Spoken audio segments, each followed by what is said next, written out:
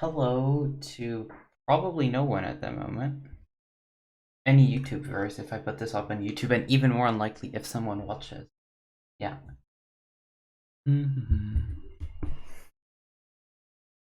So let's put a message up in the Discord at here.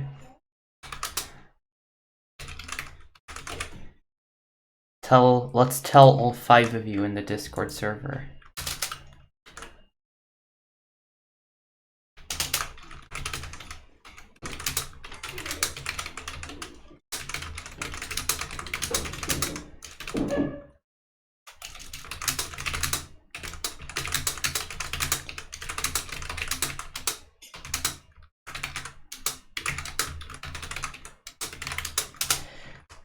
Yeah, so the plan for today is to review TPGL games because I've gotten kind of fond of doing game commentaries. Oh my god, it's a Go-Go Gooplet. Hello there. That's Poglet. Oh wow, that's a cool emote. I didn't know that you had that. Yeah. What are the odds it's an Oscar stream? Yeah. It's the odds are pretty low these days. Oh my god, stuck behind an ad wall. That's unfortunate. Well, let us know when you're out. Which she won't see that until she's like you know, she won't hear what I said, but Tired Universe, hello there. So yeah, hi everyone. It's really been a while. I've been slightly busy, so on one hand, I've been studying a lot more for myself, so streaming didn't really make the schedule. But it's summer now. I have a little bit more time, and I've I mean, my time has been spent on like I moved to a lot of studying for myself, I guess, which is maybe also why I've been improving. But streams are fun, and yeah, we can make it instructive. TPGL, hello there, Prince Lena. Yeah, so this first game, I'm going to dunk on Tongyi and Ryan because I was really surprised because something very interesting. I mean, they're probably better than I am, but that's aside the point. Something really interesting that happens to me with people, like with players, is that as I get stronger, I respect them less, of course, right? Because I get closer to their level. But then something that's happened to me more recently with pro level players, is that I look at them and they're like, oh, they're pretty good, you know, and then I see their games and then I guess they're not that good. So that's what happened. That's what happened with Ryan. This is the game that made me do that for Ryan. And it's been a while because I've seen a lot of Ryan's games, and I was like, oh, he's good. And then I saw this game. It's the first time I was like, well, meh, you know. So that's sort of why I thought this was interesting because it's a very interesting position. Because he went crazy. I was like, wow, you know. For a player that I think is actually really strong, this is a surprising show of weakness. And this game was played, like nothing ago. I'm sure a lot of you were actually watching the games, right? I might even link the games if you're interested. I'll link them anyway if you're not interested, I suppose. But yeah, this is like game 1, which is the one I'm going to review. And yeah. And game 2 was also a lot of fun. Ryan won both of them, and he's through with an 8-0 in his group. So obviously he's very good. But interestingly, his games that got him the last 2 wins, I thought were the most the biggest shows of weakness from him, actually. So yeah, that's one reason I found this game interesting. So yeah, I'll go through the game. I have to say, Ryan's impressed me for the most part. And then the beginning of the game, I was like, oh yeah, he's doing great. He's playing well. Dongi's sort of behind. And I sort of agreed with the way Ryan played. He actually played similarly to me, roughly. Yeah. Very influence oriented. Nobody's perfect. Did Hannah Montana invent that? I doubt that.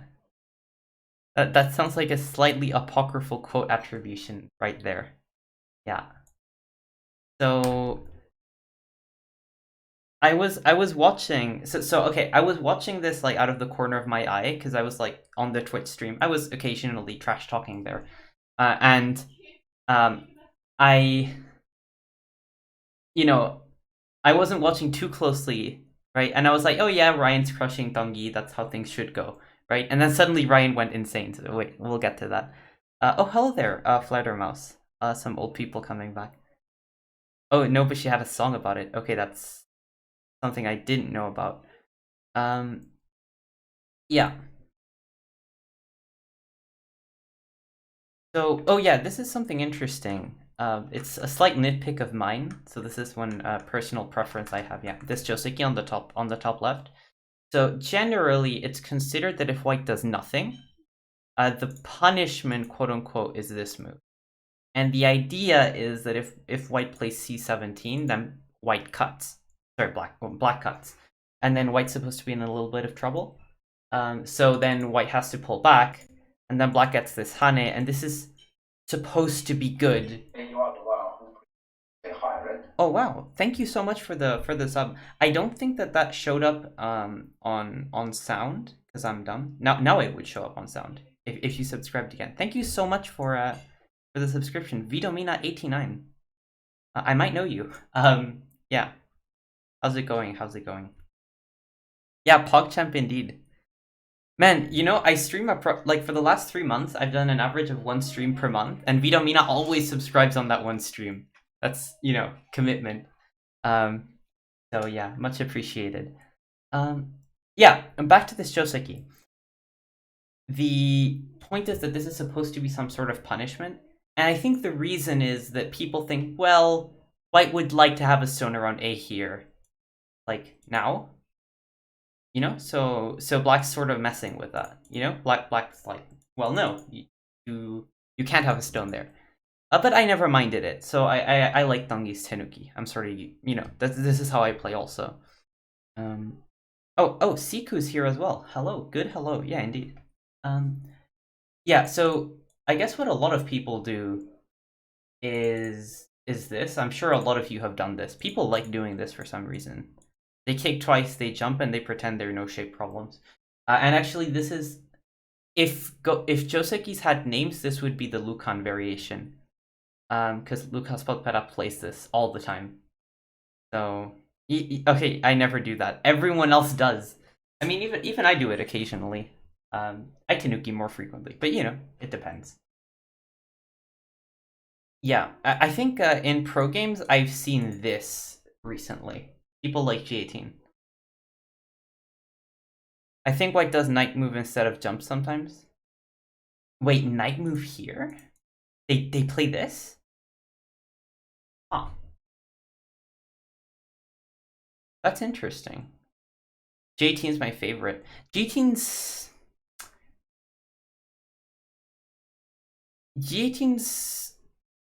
strange.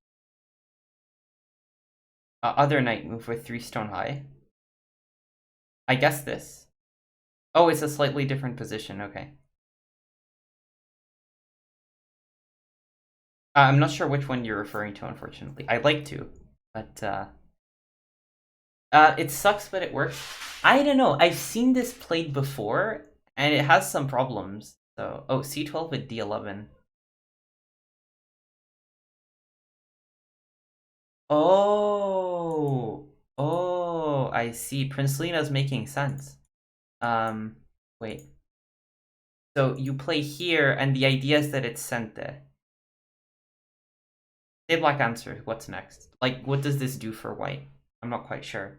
Because something that I do like about this Joseki for white is that after we jump, we're not really threatening anything, but we are pretending to threaten. Like, we create a problem for black. So I don't like this Joseki when black has the small like the small extension, but when it's long, this jump Joseki is preferable. I'm actually wondering what the idea of. Wait, where are you? Trying to find the variation. Oh yeah. I'm trying to figure out what the point of playing E14 is if black just answers.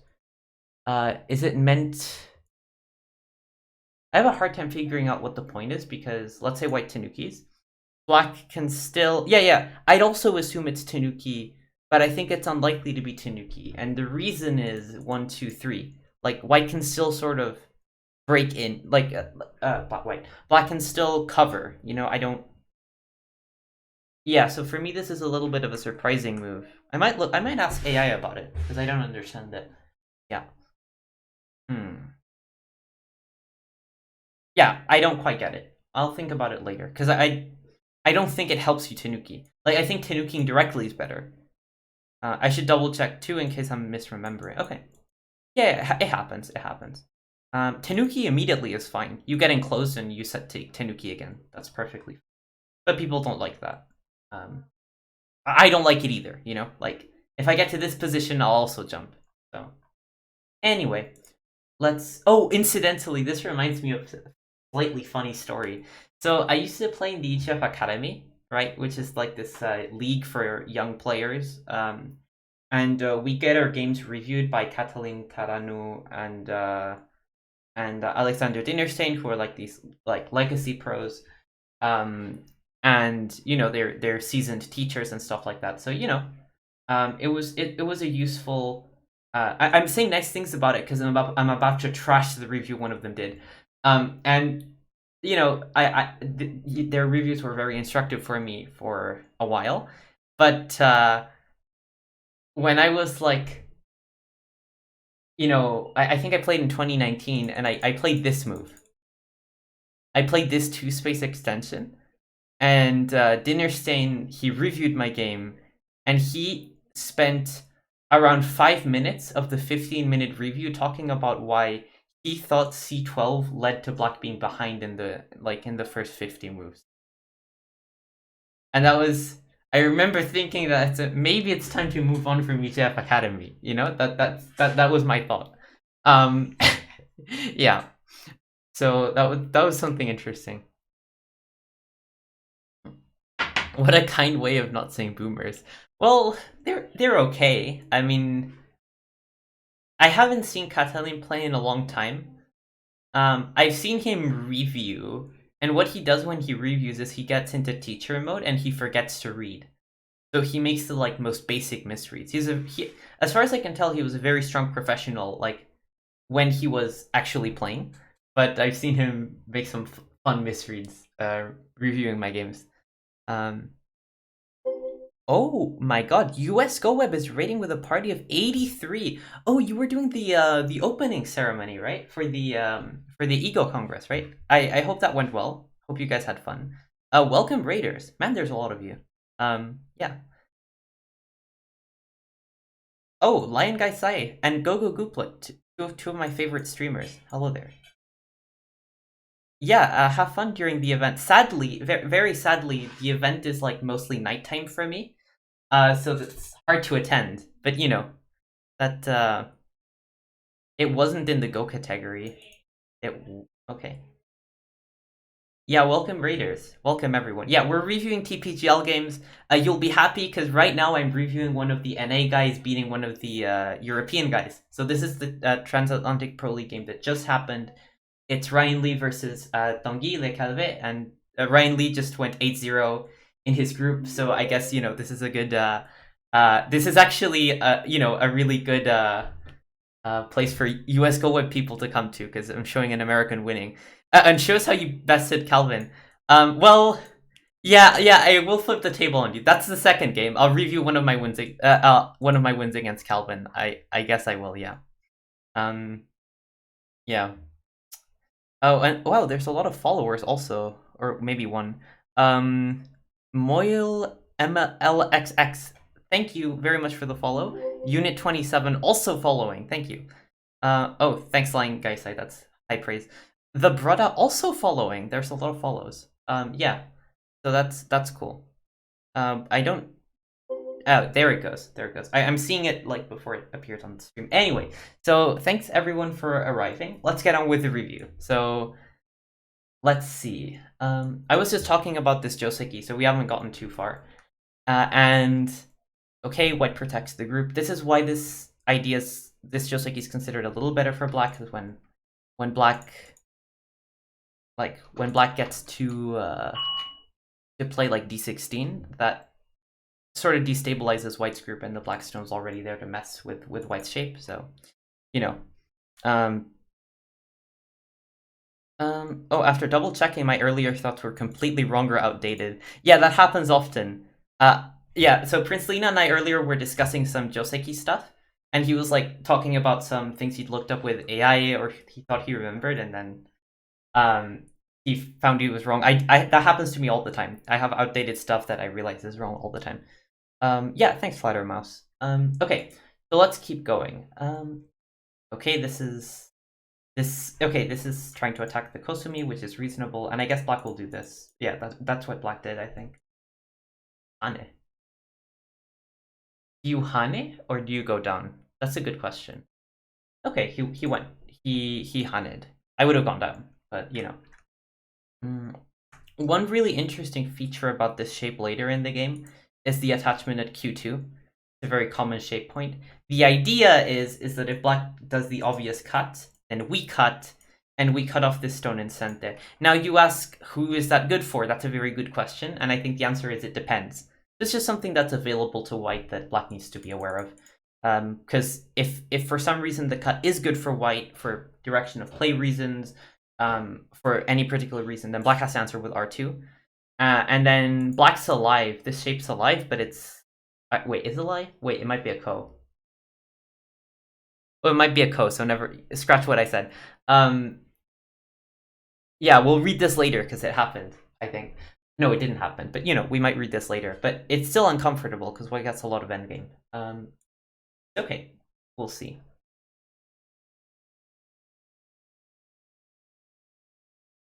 Yeah, this Joseki choice is fine. I wouldn't do it. I don't play this Joseki much, but yeah. Incidentally, as black, I've been experimenting a lot with Q18, and the reason is I want Sente, but I don't like what black did. This Joseki choice, I don't like it for black. I've been moving away from it, so I'm like, well, what do I do here so that I still get Sente? And the answer is we just make this shape like so we don't get cut or anything like that, and then we Tenuki. Actually, in this particular situation, that doesn't really apply because... Oh, I'll talk about this in a bit, but... oh yeah, thank you, Prey72 for the follow. Oh, Telegraph goes opponent. Yeah, Q18, it's a move I saw a couple of times, and I was like, well, let's try it. And the idea is, let's say we had an empty board, right? There's nothing else on the board. Like, I don't know, 4 points and stuff like that. And then we played the connection. Most people think that black should add a move because otherwise white's pincer is annoying because black's group doesn't have that much ice space. This idea for black sort of fixes that because we get more ice space, like we get ice space around A. So the group's more flexible, so we can just Tenuki now. That's the idea. Now some people play Q15 anyway, which is possible, but I don't, usually. I try not to. So, Markov Cheney, thank you for, Annie Cheney, thank you for following. Yeah, welcome. Blackie played it too. Okay, I see. So it's a fun move. It's a fun little move. I like it. But okay, Black did the crazy, not the crazy, the usual actually, the very usual way to get Sente, which makes some sense because he has a high stone here, which faces the wall. That's not unreasonable. There was a S13 peep too, which was cool. Oh, in this Joseki you can... Wait, how can you peep S13 here? Like, the S13 peep usually comes up in this Joseki, where white goes up instead of extending, so black's like, I'm gonna punish you for that, and peeps, and then that wrecked havoc on sun. Okay. Oh, so Blackie actually took Gote here. That's very interesting. I don't like taking Gote here. And the reason is that if I take Gote, it's basically like I played this Joseki. A or B doesn't really matter, both are fine. And then for some reason we take this exchange off the board. And what you guys are asking is, so what? And what I say is, now we play here and white might not answer because it's small. So, you know, I personally I don't like playing wait, where is it? Where are you? Okay. I don't like playing here now. I Tenuki. So, yeah. So, oh, thank you for the follow, Agate9. Yeah. No, R15, S16 is beneficial to black. The liberty for the Q15 stones is important often. Oh, that's true. That can be true. But it sort of depends because I think that matters more if the black stone's at A rather than B. Because when the stone's at A, this cut at C exists, right? Like this, and then white can cut here. And then the liberties are really, really important. Conversely, if you already have the tiger mouth shape, it does matter, as my second game against Calvin Sun showed, but you know, that I don't think it matters as much. And as black, I really like having this Atari for the reason that I actually know I have it. I think now if black Ataris, it's absolutely Gote. Like white doesn't care. Like first white Ataris before Tanukiing, and I don't think white's compelled to answer this anytime soon. So it's harder to peep. It's possible. It's just harder. But yeah, I mean, you have a point. Like probably this isn't bad. I just don't like it. So that's an important distinction. Let's say. Yeah. Oh wait, wrong Joseki. Okay, so we play this one, which is fine. Black one sent there to approach the only remaining corner. Yeah, that's fine. And here, Tangi did something I don't like. Like, I mean, it's not bad, but I don't like it. Oh, hey, Gomitarka. Yeah, he pincered. And what this does is that it gives black a move against the corner, which I personally don't like. I answer. But that's a matter of taste, I think. And Ryan surprised me. He actually pincered, where usually most people would like to lean on the stone. Most people. And this usually leads to the jump Joseki, or possibly something like this. I think it sort of depends on the player's taste. Is Ryan a US pro? Yeah, Ryan's a US pro, and a very good one, by Western standards. So, yeah. So, okay, he pincers, which, fine. And then this is sort of, the obvious response because now the black stone is sort of isolated. But Ryan handled this in an interesting way. He attached, which I remember was quite a cool move. And he sort of leaned on this exchange to get himself a good shape. So that was quite interesting. Oh yeah, and the next exchange was fascinating. I wasn't sure what to think about it because I wasn't looking that closely at the game. So what one would expect would happen is black tries to Hane, and then if white cuts, can black sacrifice? This I'm not sure about. Oh, this is an interesting variation. And then black probably connects, which is a weird move, but I don't know what chat thinks of this. This to me looks like it looks probably fine for black. Because white, it's hard for white to live in the corner. So here, this would be alive, but you don't have to do that. Black can go down.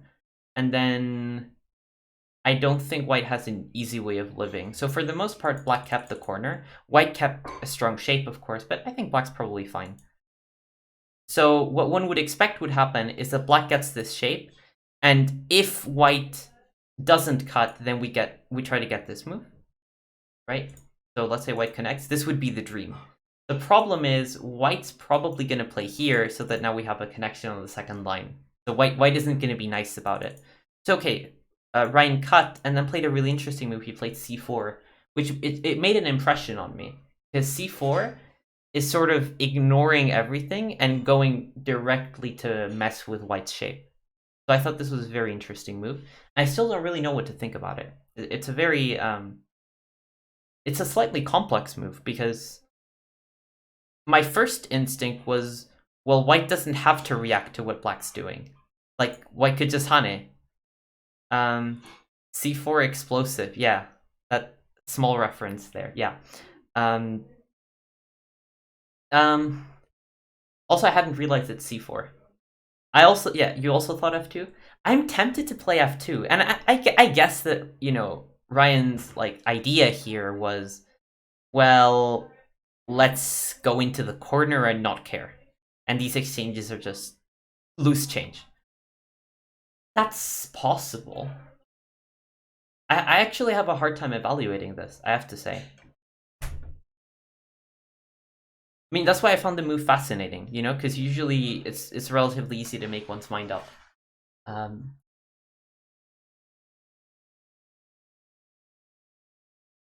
Then white plays f6 or g5 and doesn't care. This I don't agree with. Consider it this way.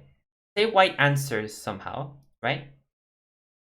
And black's never gonna pull these stones out. That's dumb. Like, you're just making yourself heavy. White's connected anyway. So for me, white's not actually in a hurry to prevent this from happening. The only thing you'd want to prevent is e6 being sent there. Which it isn't. I mean, white could technically tanuki. You know? And the other thing you might want to prevent is black Atariing here, but that's fine. Black has cutting points and stuff like that. I don't think it's a big deal. Not to mention the white could tanuki here. That's actually a fun option. And by tanuki I mean mess with black shape over here. But yeah, that's the point aside. So for me, what I like about this Hane for white is that the shape's basically fixed already. The only, like, if I were to play something locally, I'd actually play this Atari because it's meant to make black's shape look weird. Or even, can we go for this one? This one's even more brutal. Wait, why don't we just... I mean, it looks barbaric, but I mean, cave, like, the cavemen's and like our ancestors, you know, they're our ancestors. So I don't know. Let's try it. Yeah. I mean, black's busted, no? So what's black doing? Now I'm slowly making my mind up. What's black doing? Black's trying to ruin white shape, but black shape seems terrible too. Exactly, yeah. So this is, to me, this seems like black has a problem. Like, you have to fix your own shape at some point. Black is having fun. Well, black's not meant to be having fun. It's supposed to be a relatively serious game. Well, black's played c4 in the middle of a fight. Yeah, I don't know. It's a strange move. At first, I thought it was really interesting, but I was wondering, well, what if white just ignores it? White just ignoring it is really good for white. By the way, is there anything to win for the grand winner of this tournament? There's prizes for everyone who makes it into the knockout stage. So 2 people get out of each group. I might get out of my group if I win my next series, but that's, you know, not necessarily likely. And then you get progressively higher prizes for forward, you know, third, second, first, I think. I think top prize is €1,000, which is not bad at all, considering it's like a faster online tournament. So yeah. It's okay. What black did here, c4, was strange. And then what white did was definitely strange, because white just ruined his own shape. So, like, remember how we were talking about how before this hole at A was a problem for the Blackstones? Now it's not a problem anymore, and white's compensation is that he has a nice dumpling in the corner. So I thought, like, I wasn't sure what to think about c4 from black, but the result was great for black, I thought. So that looked pretty good. And then, yeah, this was actually quite reasonable. Yeah, white got scammed here. It's not a horrible scam. It's not like it's not like you can't, like, it's not such a big scam that, like, you had to sell your house and, like, you just ran out of money, you know, and had to live on the streets. But yeah, you had to sell your furniture. I think it is pretty bad. I think, and I'm actually surprised that Tanguy allowed this, because Tanguy is the type of player that sort of likes to simplify. Like, if he sees something that looks good, he'll just do it, you know? So f2 I think should be his instinct. Now, the other thing about Tanguy is that he loves points. So maybe for Tanguy, it's psychologically too much to even think of allowing B2. Sorry, B3. Oh yeah, thanks Tired Universe for linking the page. Actually, if you hit exclam PGL, you'll get the link. Yeah. So that was, I tried to cover that in commands, but yeah. Thanks very much. Mm. So yeah, maybe Tanguy just likes money too much, but yeah, it's money like points. So after which he got scammed, paradoxically. So Black gets his group out, and I think it's important to notice that White's group is locally not alive unless he adds a move, so White has to add a move. And this gives Black a lot of control on the outside, and White has a group which he sort of needs to babysit from now on. So that was unfortunate. Yeah.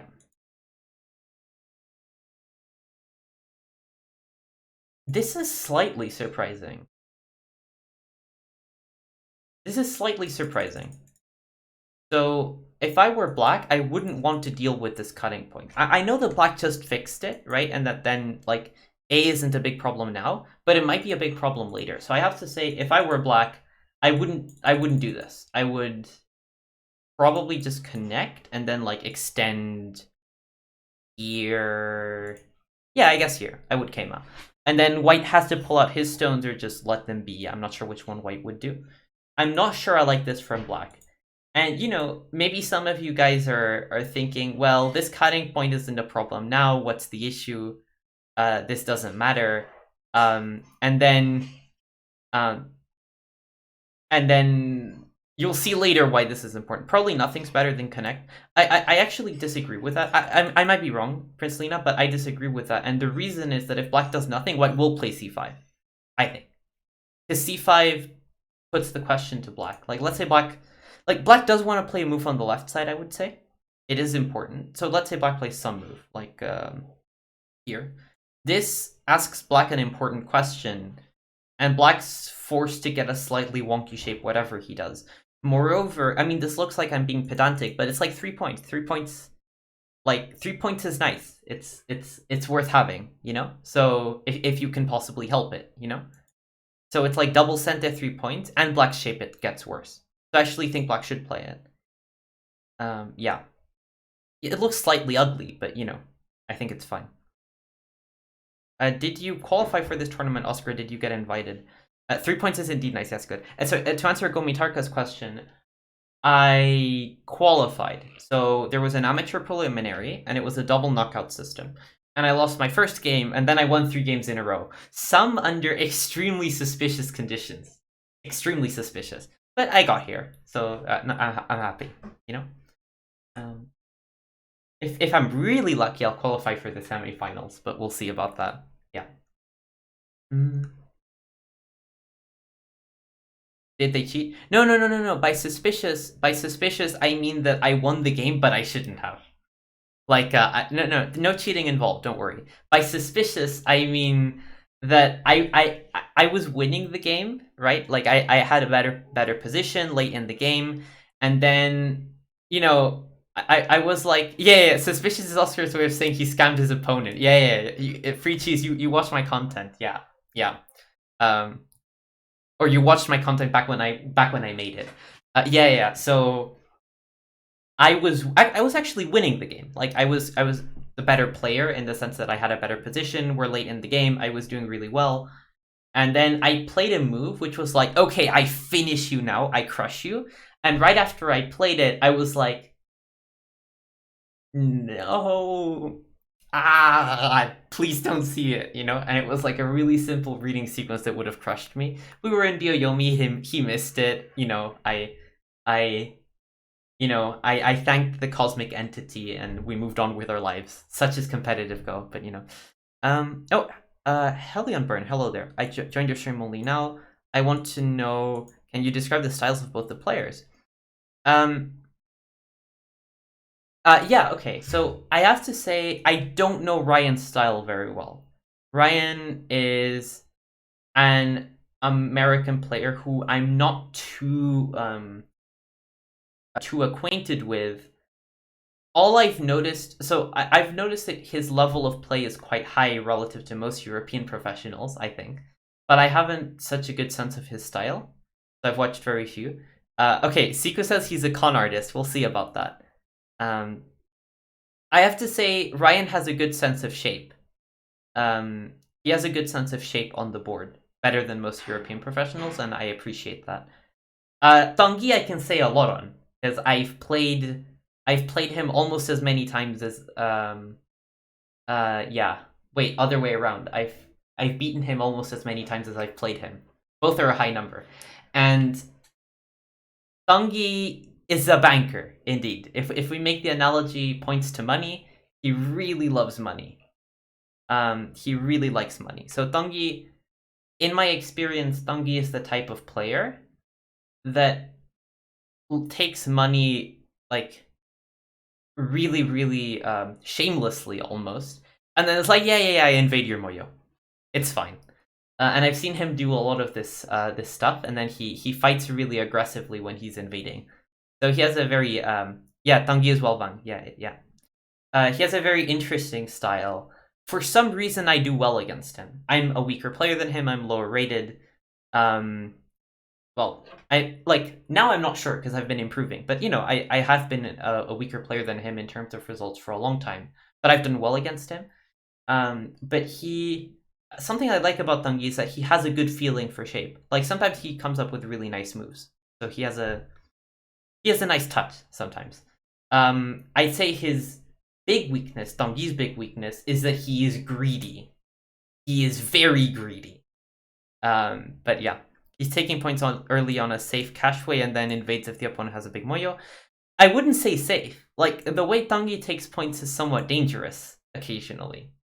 Like, he's not a safe player. He just really likes money, regardless of safety.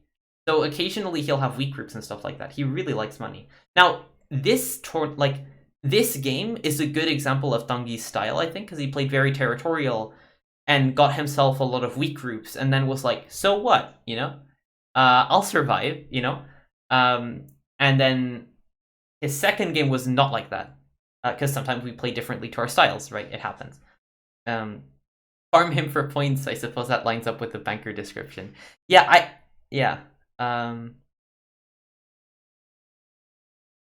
About the poll, is there even a Discord server about Go that is not dying? Oh? This I don't know. I don't know other Go Discord servers too well, but yeah.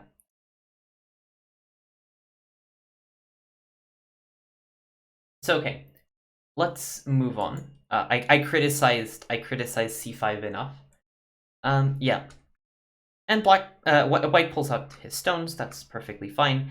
And okay, the next move by white really surprised me. Oh, you're welcome, Helion Burn. NGD Discord is doing well, Kappa. NGD Discord's pretty active, yeah. NGD is a Go school that I happen to be a teacher at, and Siku happens to be a student at. So, yeah. So Tanguy's next move was really strange, just shape-wise. Like, don't do this, He cut, and this is like not really like meant to be good, and there's a couple of reasons for that. First of all, you can see the Atari, but second of all, direction of play wise, you're not supposed to be playing this direction where you're hurting these stones. Oh, sorry, Nick MD. I'll try not to take chat seriously. I make that mistake often. So yeah, I'll do my best. So white's really weakening these stones. So like let's say white, Ataris, and maybe he was thinking of now trying to enclose and that would work, but black doesn't have to answer the Atari. Black can just do his thing, give up a Ponuki, which is fine, because you're getting this instead. And then I think this isn't a good trade for white. So white's cut here is really weird. I don't really understand it. I think it's kind of a reaction. Like, I think he didn't want to play N5 because he felt that slow. And maybe he's right, Probably he's right. that's slow. But I don't think cutting is the answer. So that's a weird decision. I think it's actually one of these situations where you could easily consider tenukiing and just burying the cut, because ultimately, is it that important? Like the exchange of A for B, it's bad, right? Might be worth adding a move, but it might not be because it's in a relatively unimportant area. I think if I were white, I would defend, and here and here. So yeah.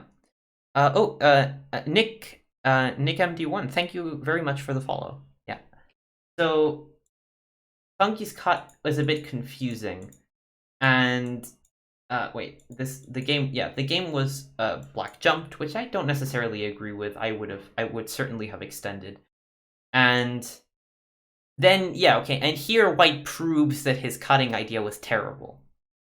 Like, if we're going for logical consistency, what white should do is capture and trade. Now that isn't good, but you could try to make yourself believe it's good.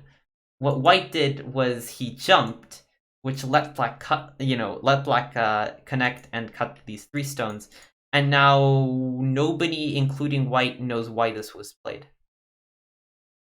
Right? Like, nobody understands why these stones were there.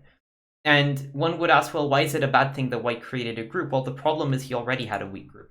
So for me, white had a problem, and then he made another one, and that's sort of hard to handle. So yeah. Yeah, black has to fix eventually because white's gonna wedge otherwise.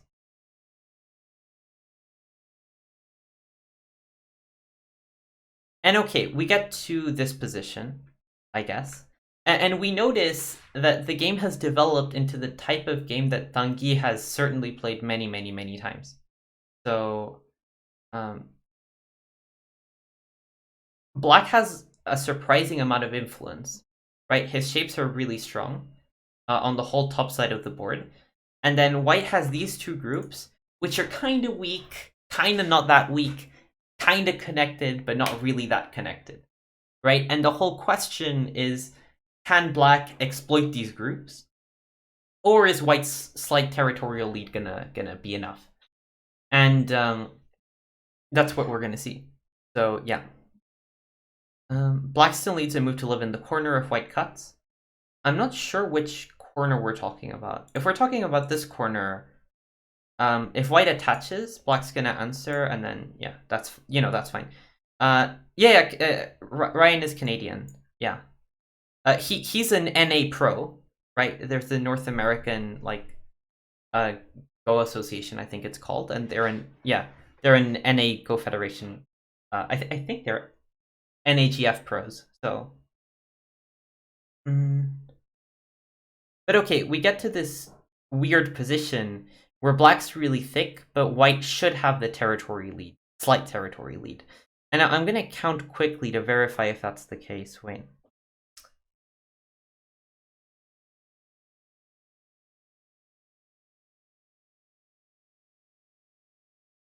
White doesn't have that many points. I guess if we assume that this will happen, white has a few more.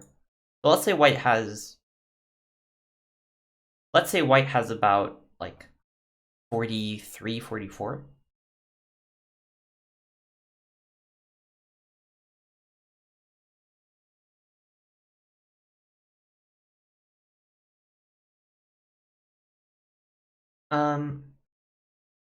Yeah, so white's not even ahead on points.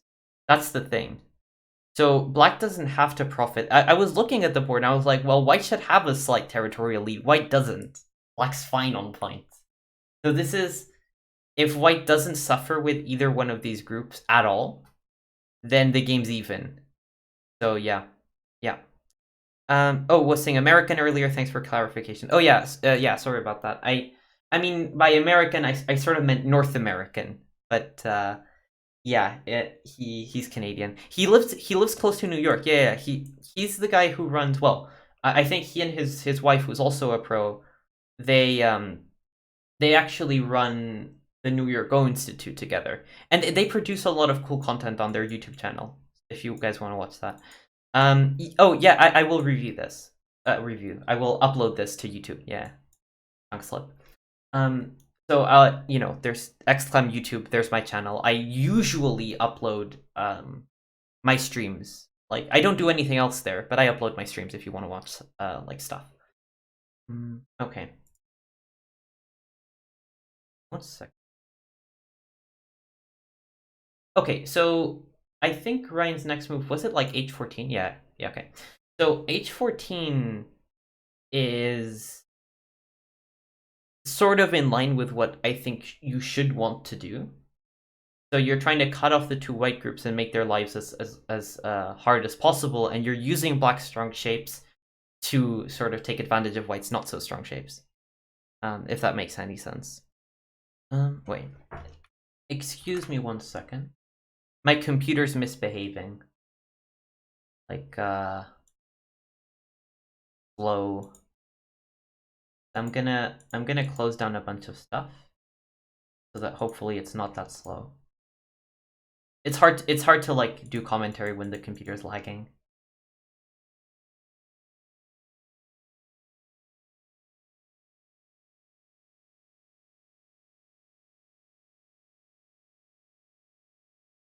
Hopefully that's better. But Streamlabs is still frozen, so I'm not so sure it's better. Yeah.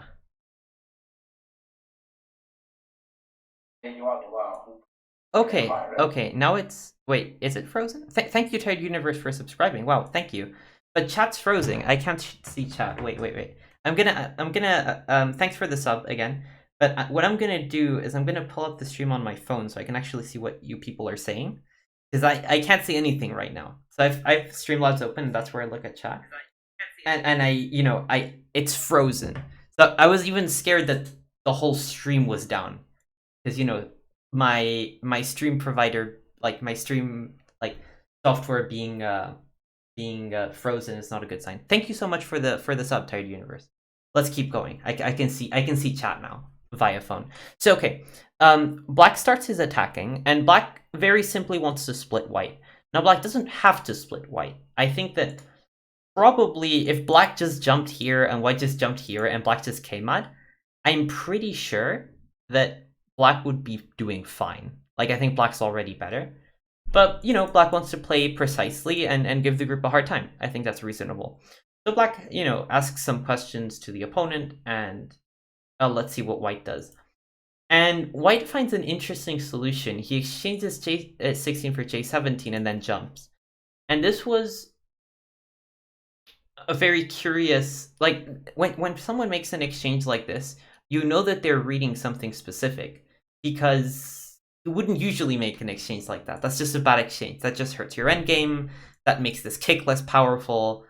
It's just a weird move. So when they play such an exchange, it means that they read that for some reason here black could cut, and now black can't cut. And I don't know if that reading is accurate. I just know the exchange is a bad exchange. So this, this solution is a bit slightly strange one.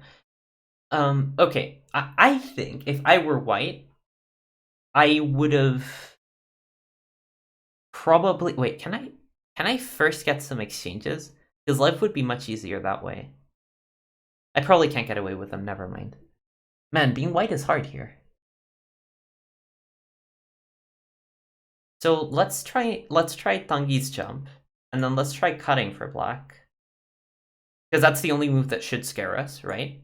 Otherwise, we're sort of fine. And then what's going on here? This is very similar to the game. And I think the idea is that after black Atari keep, or even just take. I guess black's doing sort of well. Like, white has to spend a move to connect. But white also has to spend a move to connect here. I mean, white survives, but maybe it's uncomfortable. I'm not sure. I think it's possible for white to do this. But white chose not to. First he exchanged. Looks like either the Tangi way or the two-country mode, if it can be done. Yeah, I didn't mention it yet. Also, hello, Finish 8 done. He's, that's Jeff. He's my teacher. One of my teachers. And yeah, I was thinking, like, my first instinct was, well, what if we just kick here?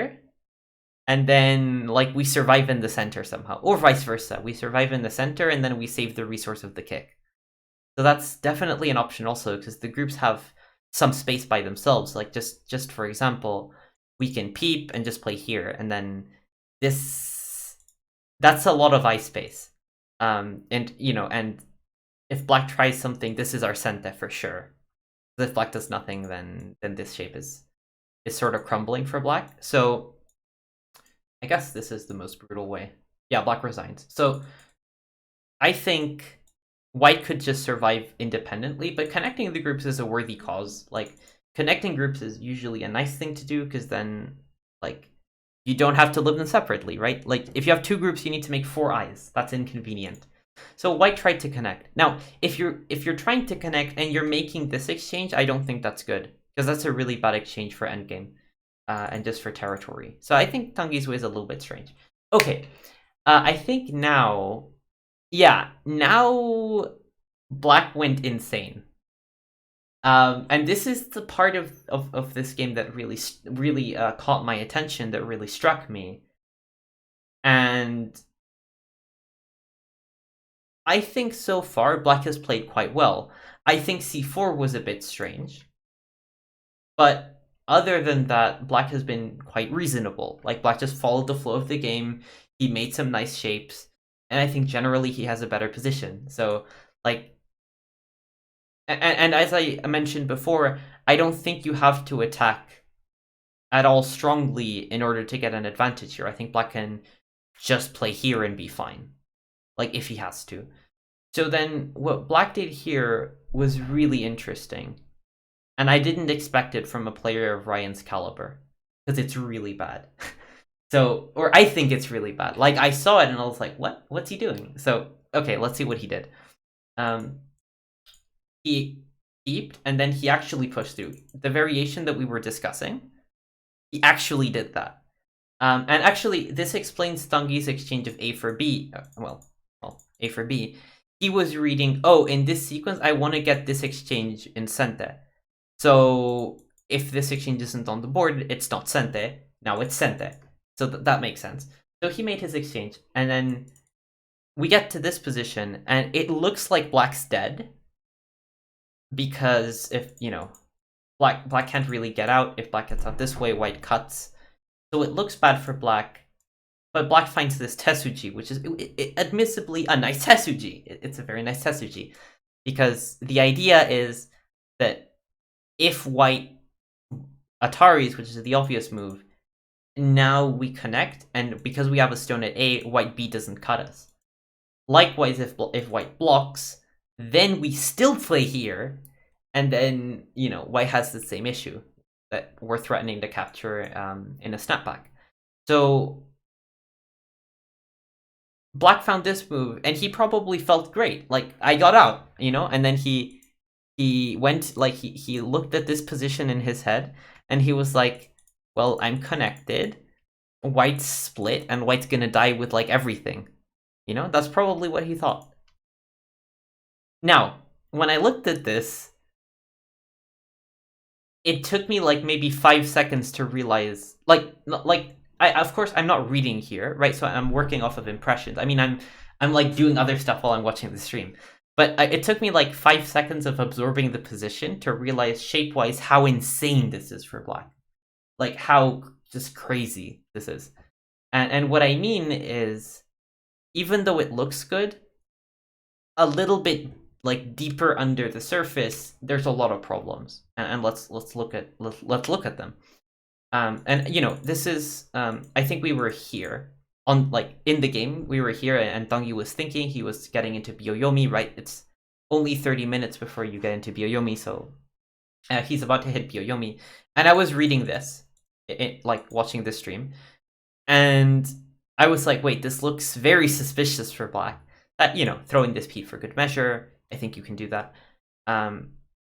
And Atari, and let's say for a second the black answers, because that's clearly what black intended to do, because he's trying to murder white. Like, he's like, this group of yours is in trouble, right? and then, or otherwise this one is. So black's gonna answer. And then notice the black's group, his B group, has a really big liberty problem. And this is where we get into the details. I think white can just exchange, and attach. And black is completely destroyed here, I think. Or at least that was my impression. And why is that? I think it's just because black's group is also in huge trouble. So it's like white pseudo has this move as his sente, which is an important detail, and that means black's just cut. So I don't really see what black does here. Like this, you can't Atari because white take. Here, black resigns. Black's just cut. So I don't see a way out. I can't even think of a way out for black. That's, yeah, it's just a bad position. C8. Yeah, you can play C8 and then white goes down and you're still cut. Right? And then I guess that here what you could hope for is a liberty race. Like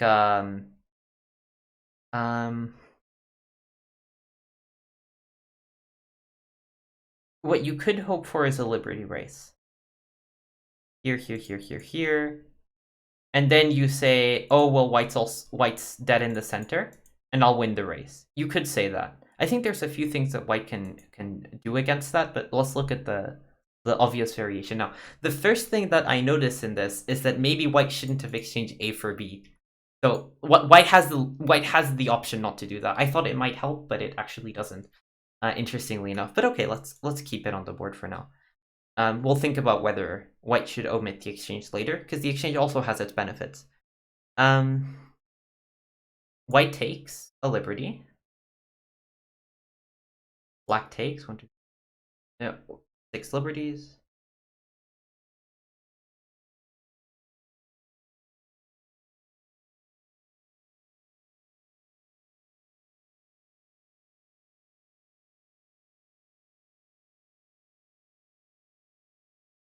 What's going on here?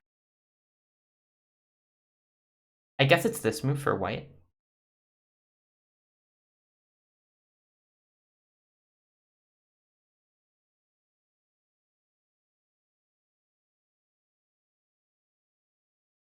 I think white's winning. I don't know if chat has a differing opinion, but I think white wins this race. So yeah, I'm relatively confident. So let's say black just goes about his business and tries to just take white's liberties. Then white's gonna hane here. Then white does all of the throw-ins. And then this is actually this isn't even a normal code, this is a two-step code. And white can just close his eyes, forget about black's threat, and just play this move next. So I don't see a way out for black. I think the best black can do is here, and here, where now black has some more liberties than before, so he only loses by 2 liberties. But yeah, black's in trouble. And white even had other stuff he could do against this, I thought. So this is black's best move, very possibly, but it still loses miserably. So that's a pity. Yeah. Yeah, I think black's just in trouble in this position, to be quite blunt. So I can see why black, like, okay, let's put well, I'm gonna put myself in black's shoes for a second, and I'm here. Like, you have to visualize like really far into the future. So I understand why this type of misread can happen, right? I only started thinking about this position while I was looking at the game here, so that's much easier than back here. But okay, let's say I'm black and I'm looking at the position here. And I think, well, this, right? This looks good. I cut white. I might do that. Like, let's say I'm only looking at the first 30 seconds. Like, I'm only reading for the first, like, 30 seconds 1 minute, and I played this relatively forced sequence. So, you know, there's almost no options for either side. And I'm like, oh, this looks good because I cut white. Very possibly that would be my first instinct, as it was when I looked at the position like at very first glance. But I don't think it takes too long of like it doesn't take us too long to look at this position to realize that black also has a lot of problems and that this requires a lot of care. So if I were black, I would spend a good long time looking at this variation. Like once I see black's liberty problem, I would proceed with care, you know? I think I just wouldn't do it. Cuz going this far, like I think I would read as far as this and then be like, maybe I have a move, but I'm not sure, and this looks very scary, you know?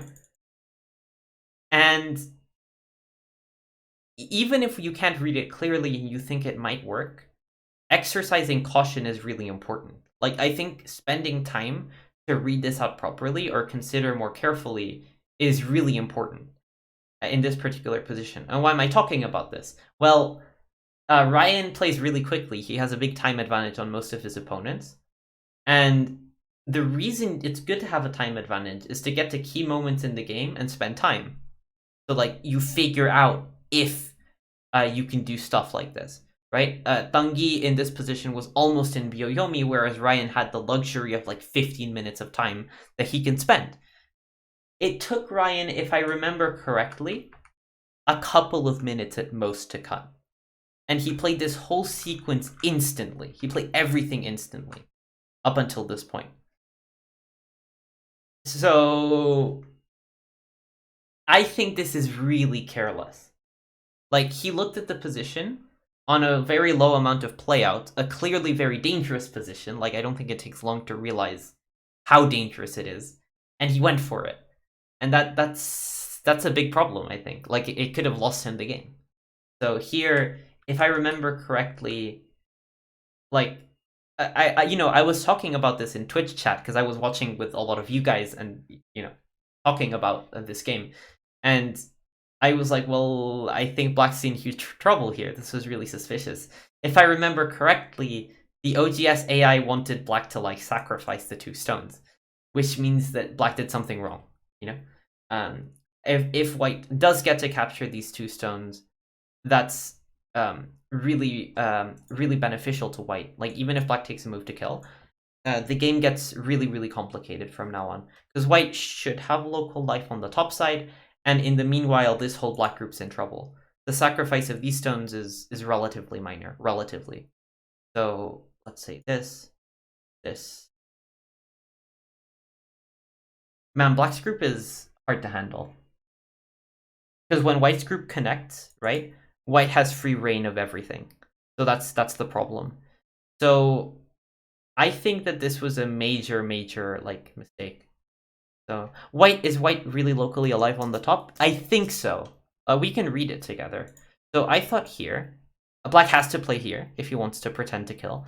White can play here, and then here, and then white's already threatening to make 2 eyes like this. So black has to do something about that. Let's say that black blocks or something. And then the issue for black is this move. So my reading was that now black would have to play here, but that's insane. Like, black plays here, white cuts, and black's breaking apart everywhere. Like, something's gonna die really, really quickly, right? So I think white's fine.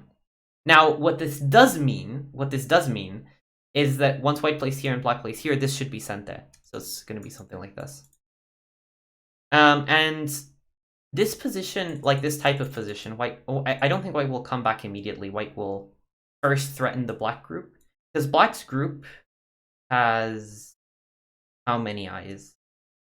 Black's group has half an eye on the lower side, and has to run. So white can have his fun attacking this black group, which is actually quite weak, and then come back.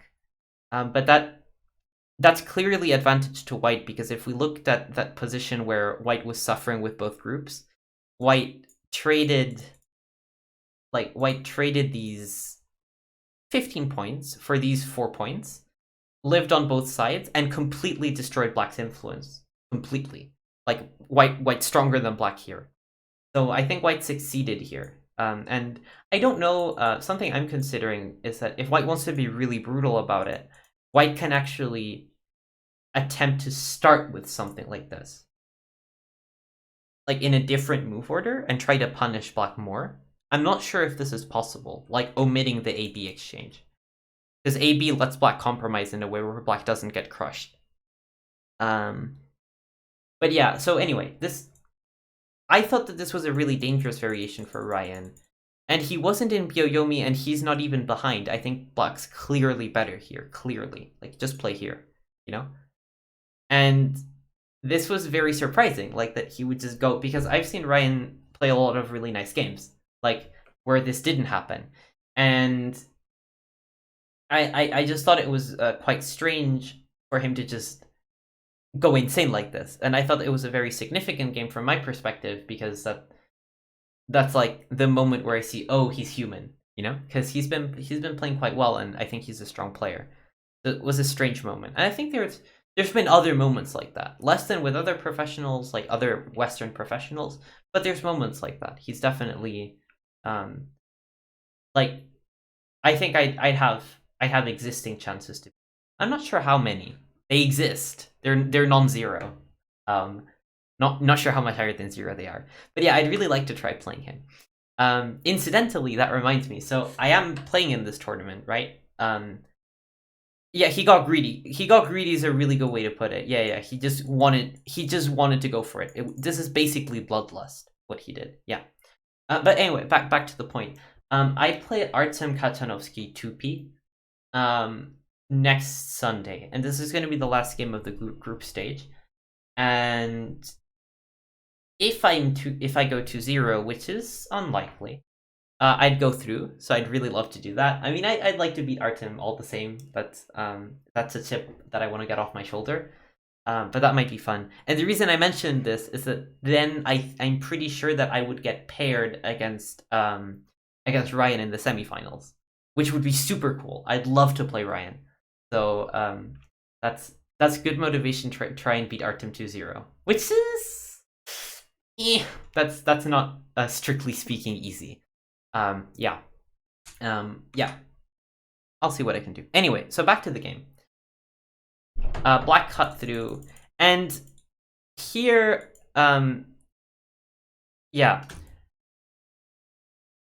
white Tangi was in Byoyomi, and he probably panicked, and he decided to not go for this fight.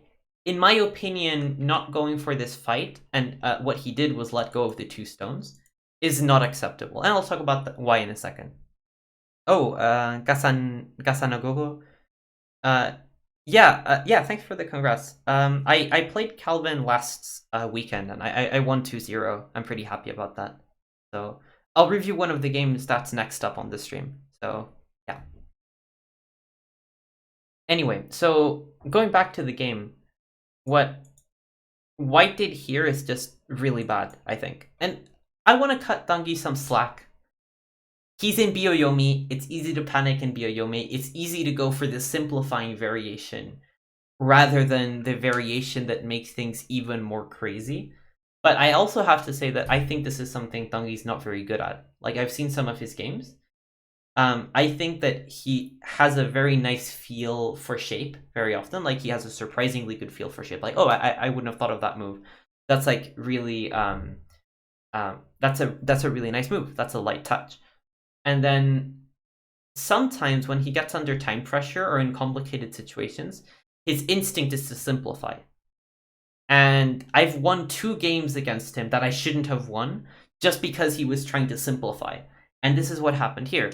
He can go into this position, which is insane, right? This position is just completely insane, and then white exchanges and white cuts and all hell breaks loose, right? Yeah, that's weird, right? That's a weird position. Or he could just connect everything. So I think he just read he connects everything and simplify.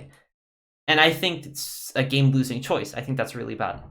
So this is on one hand, I understand because Byoyomi's tough. On the other hand, being in Byoyomi, especially in a fast tournament, shouldn't prevent you from making tough choices. That's the point. Like, that's why certain players are better than others in Byoyomi situations. So yeah.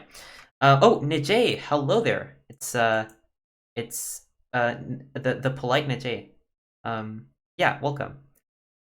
Did you win your NGD game? I saw Najee streams some of his games that he plays, and I think he's quite a frequent streamer at the moment. And I saw he was playing a game. I didn't catch the stream, but yeah, hope you won.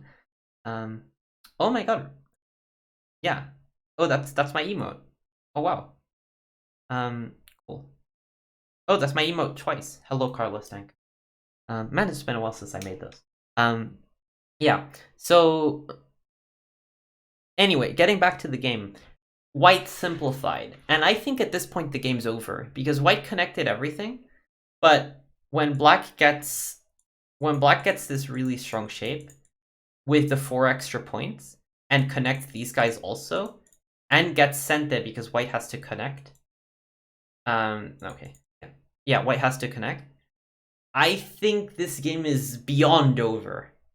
Because Black just gets, like, remember how I said that Black's fine even if he doesn't get anything from the attack? Right? He attacked in Sente, got a 2-stone Ponuki, connected his only weak group. What's not to love?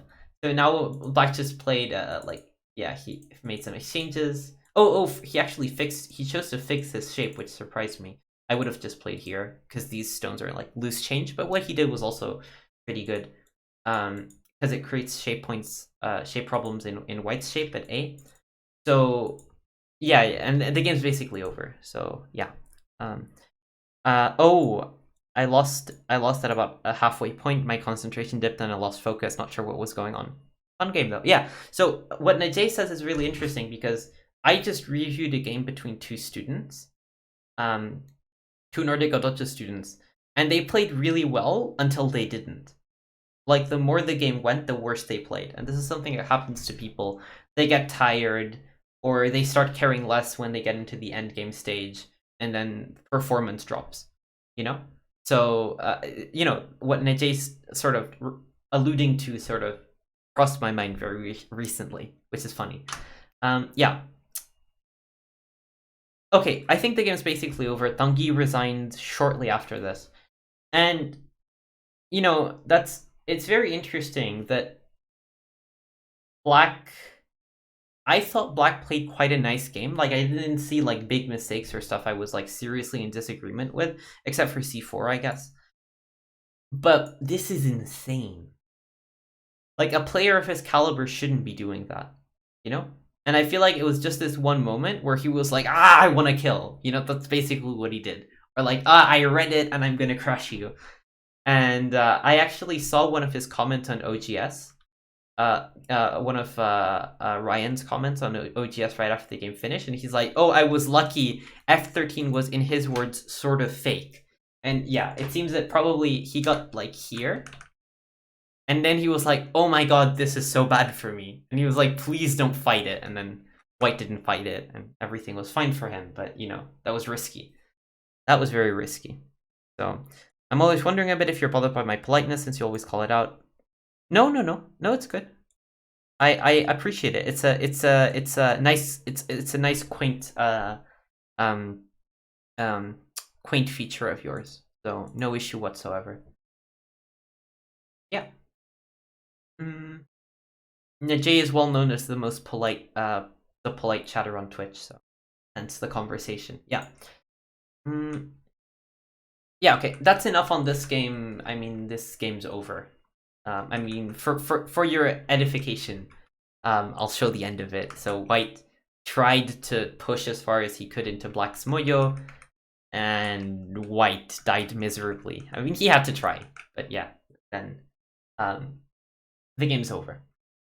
Okay, so that was today's game, and I really wanted to review that game because I find it significant personally because of how it changes my view on Ryan Lee, or not changes because I mean I know that he has like every Go player has their weaknesses, but it's interesting to watch them so clearly displayed in a game like this.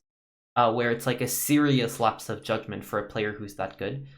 And but yeah, that was interesting. It's also a very interesting game. I thought the lower left corner situation, this fight in the center, this phenomenon of the cut. I thought it was a cool game.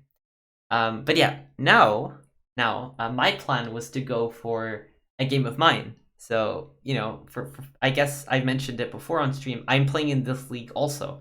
So I qualified as one of the 2 European amateurs through the qualification tournament, which I barely made it through. Oh man, I had a harder time in the qualifications than I did in the actual tournament. Like I had some really lucky wins. Oh man, yeah, and I've been playing, right? And I played my first series against Ilya Shikshin. I lost 0-2. I played Andrei Kravitz, one-down professional. I went 1-1, and then I played Calvin Sun, and I went 2-0. And I'm going to review one of those from that series, and I'm kind of proud of that 2-0. So yeah, nice review. Yeah, glad you liked it. Yeah. Oh, there's a bomber. Nice. Off topic, but do other EGF highdowns also stream? I don't think anyone streams consistently. I think that wait 1 second. Let's see if I can pronounce his name correctly. Benjamin Drian Guenesia. I hope I did it. Yeah, he's a French player. He's colloquially called Ben Zero because who can pronounce or spell his name? And he occasionally streams, but not consistently. He streams games on the Fox server, stuff like that. Of course, the European professionals run the channel, right, where they do commentaries on tournaments, like their own, like the Transatlantic Professional League. I don't know of any others that stream consistently.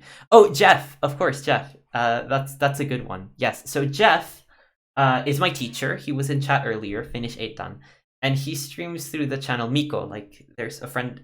He has a friend called Miko, and they stream together game commentaries.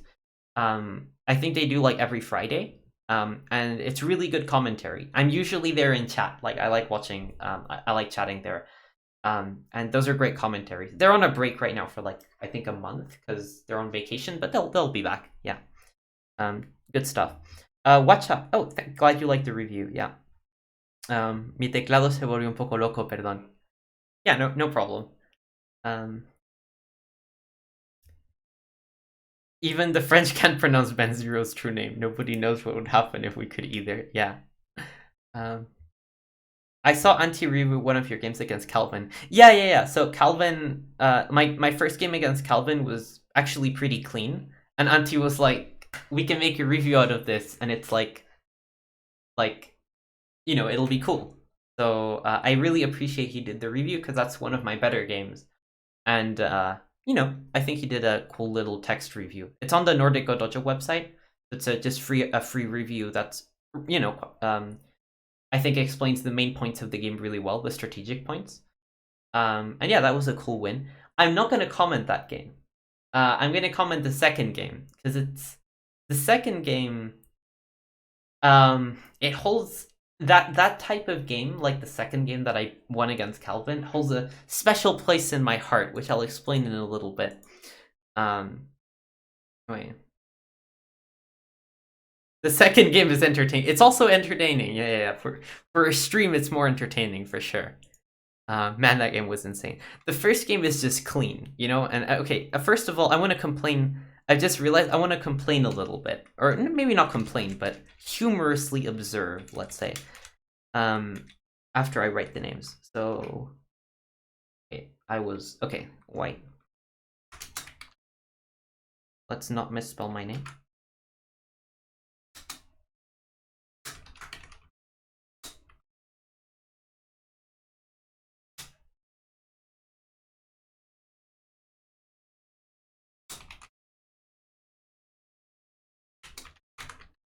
Yeah. So I'm gonna make an observation.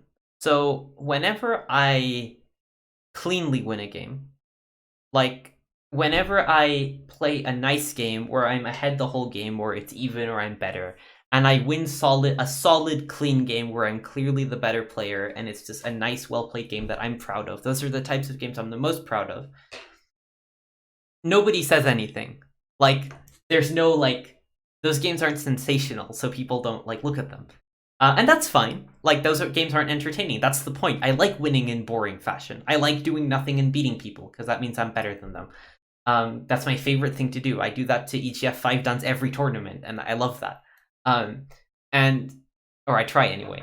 And then, occasionally, I get in trouble, right? And I have to play tricky, and play stuff that's unsound, and go crazy, and hope my opponent messes up, right? And then, occasionally, because I'm sort of good at that, because I have a lot of experience, then I win some spectacular game where stuff's dying all over the board and there's chaos and nobody understands what's going on. And then if I win one of those games, like, all my students message me saying how great the game was and how much they liked it, and like people in the Nordico Dojo like Discord server are like, oh yeah, that was really cool, and everyone's talking about it. So this is just an observation I've made, that the games that I'm less proud of usually get more attention. And the games I'm usually very proud of, like, nobody looks at, which is fine. I mean, they're less entertaining, of course. So somehow I felt Calvin dropped the ball in game 2. I agree with that. We'll look at it. Playing well is good study material, but it's not entertaining. I guess you could argue that for sure. Wait, 1 second. Let me pull up the game. Let's see. Yeah, this should be the game. And yes, okay.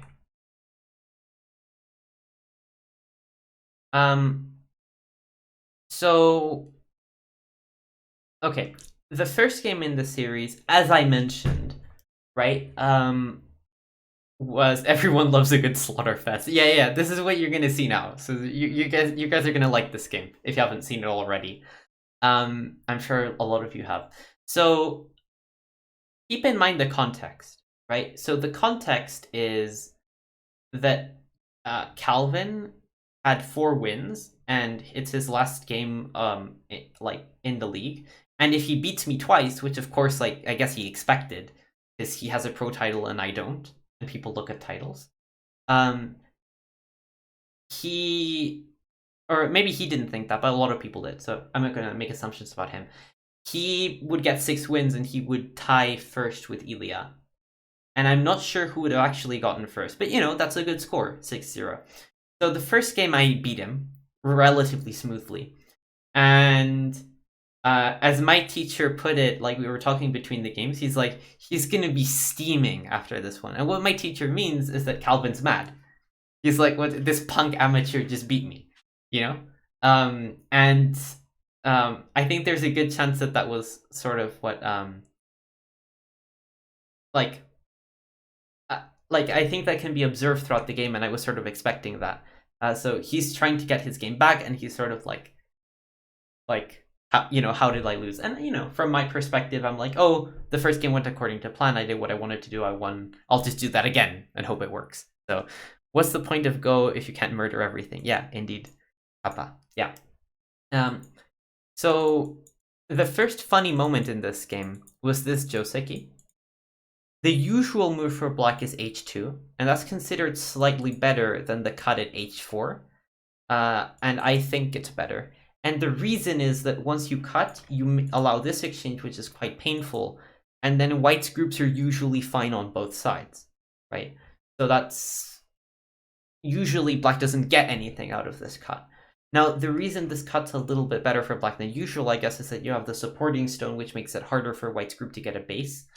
So white has a little bit less space to maneuver. But anyway, this is aside the point. The reason that I found this funny was that I would have bet a significant amount of money that he would cut h4. If I could pre-move, I would have pre-moved h2 here, because he's gonna cut. Because he's that type of player. He's a relatively aggressive player. And I guess also he may be a little bit mad because he lost to me. So, okay. Game continues. And from this position, I think the result is relatively surprising. I shoulder hit. I just settled my group. just made shape. Like this group is now, it doesn't strictly speaking have ice space, but you know, it can go out. It has plenty of space to run. And his group is not that strong either. What he did was very interesting. He pincered, which basically forces me to run out. And then he let the group go. So I was expecting him to keep the group alive, because that's why he cut in the first place. Like he's trying to keep B and C separated. That's the idea. But he chose a very different route. Oh, Najee says, I was thinking that K5 is the shape move for the K3 group. K5. Oh, jump. Yeah, you mean, like, for example, here, Najee? I guess. That's interesting. So this looks like the shape point until black does this to you later, and then it's not the shape point.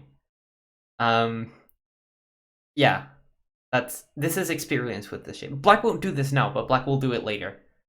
So the idea is that white Hanes in here.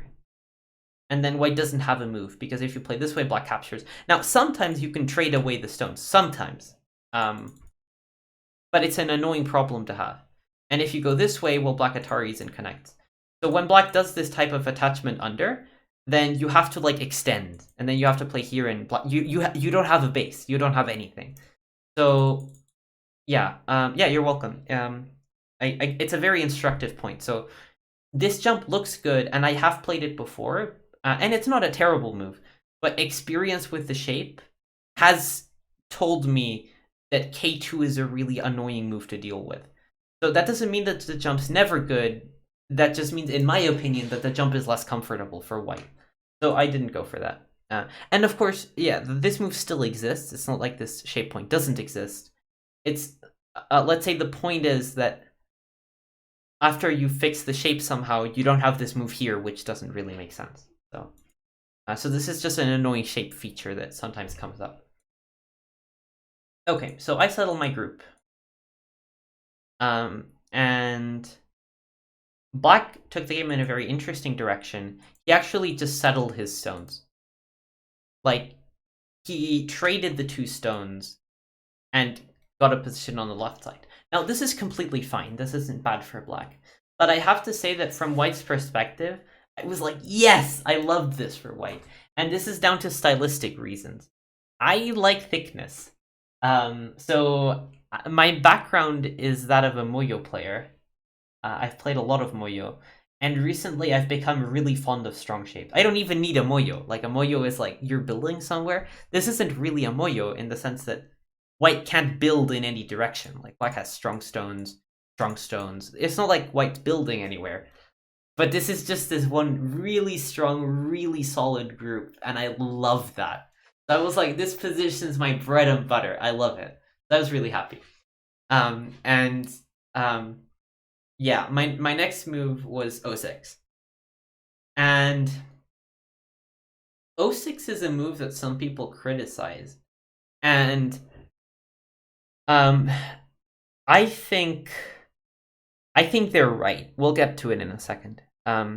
Just giving up h5 stones. Yeah, giving up the h5 stones. And that's fine, because white has to like take moves in order to capture them. And consider that white's groups aren't that weak. This white group is a 5-stone wall, and this other white group, I just spent a move making it stronger. So, in a way, you could say that the purpose of these 2 stones became to trade it for territory on the left and lower sides. Yeah, so there we go. Change my OGS handle to Resident Sleeper Go Club. Man. Sure. You could say Resident Sleeper Discord server based on earlier jokes. Anyway, yeah. So back to the game. I loved this, and I played 06, and the reason is very simple. I like strong shapes. That's just me. I like this turn. And it's a slow move. It is a slow move. I have a long history of playing slow moves that are Gote and being like, yeah, it's fine. Like, strong shape. I like that. And usually AI agrees with me, like, yeah, strong shape. And this isn't a move that makes points. This isn't a move that like does anything. It's just a nice shape. And the main reason I played it is that I didn't really want black to play p7, because when black plays p7, then black's sort of building on the right side, and I have to like work against that. I have to like play a move here, or else black's going to complete a really efficient territory with a move like this next. So my reasoning behind 06 was there, right? In retrospect, since I'm already really thick in the center, this move is like adding water to an ocean. So I should probably have played either Tanuki, or if I want to limit the idea of black p7, I could actually do it by just attaching here and like making a group on the right side. Because this move isn't that useful if it's not building on the right side. So just because my stones here are really thick and his h5 stones are captured for good. So this was a slow move, but it's fine. AI says it's like almost fine. AI likes it more than I do in retrospect. Oh, here I took Gote, by the way. And I regret it. Like, remember, I think earlier in the stream I said that if I can, I like taking Sente here. And in this game I didn't. And the reason I didn't was a little bit mean. So I was looking at this AB shape, and I was thinking, well, that's a nice looking Ogema shape. What if later I Atari here and play here? What's he going to do about that? And I was wondering, what's he going to do about that? And I didn't really see anything. So at this point, I was already looking at this Aji, and I was like, this might be interesting for later. So that's why I played D15. It's a specific thing of A and B. And you guys are thinking, well, if you haven't watched the game, you guys are thinking, why is this so important? And you'll see in about, 150 moves. Or it may a little bit less than that.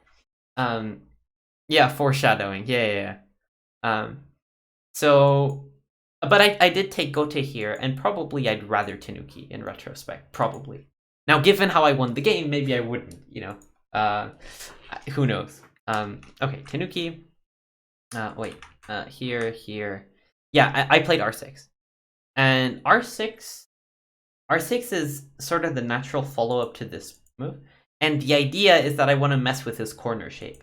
So when he pincers, which I expected it because now he has like some ideas of cutting.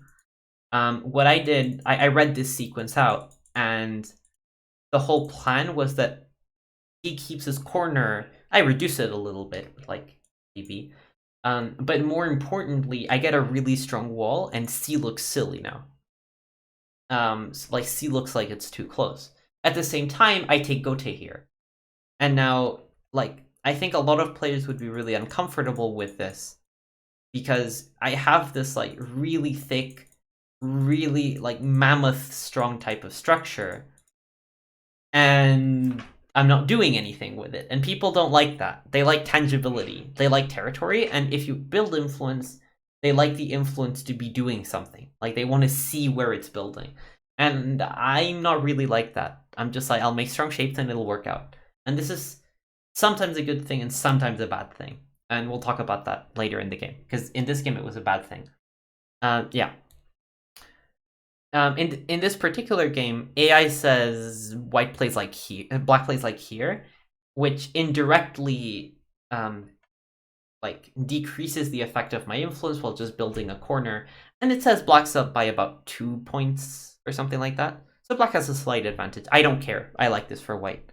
I really like this type of position.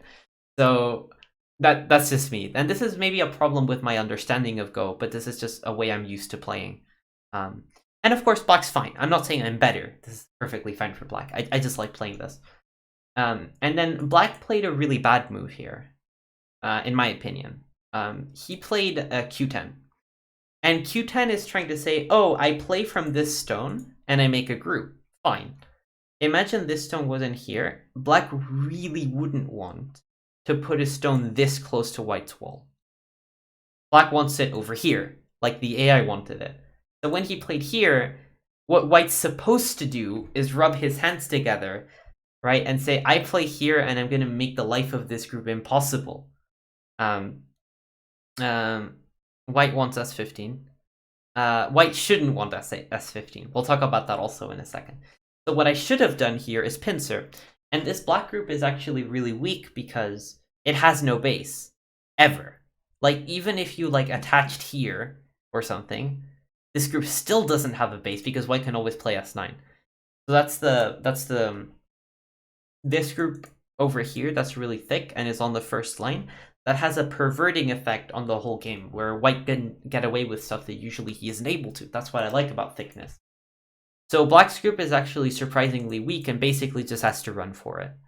And I figured I can attack this, I can profit, and I should be fine here. Yeah.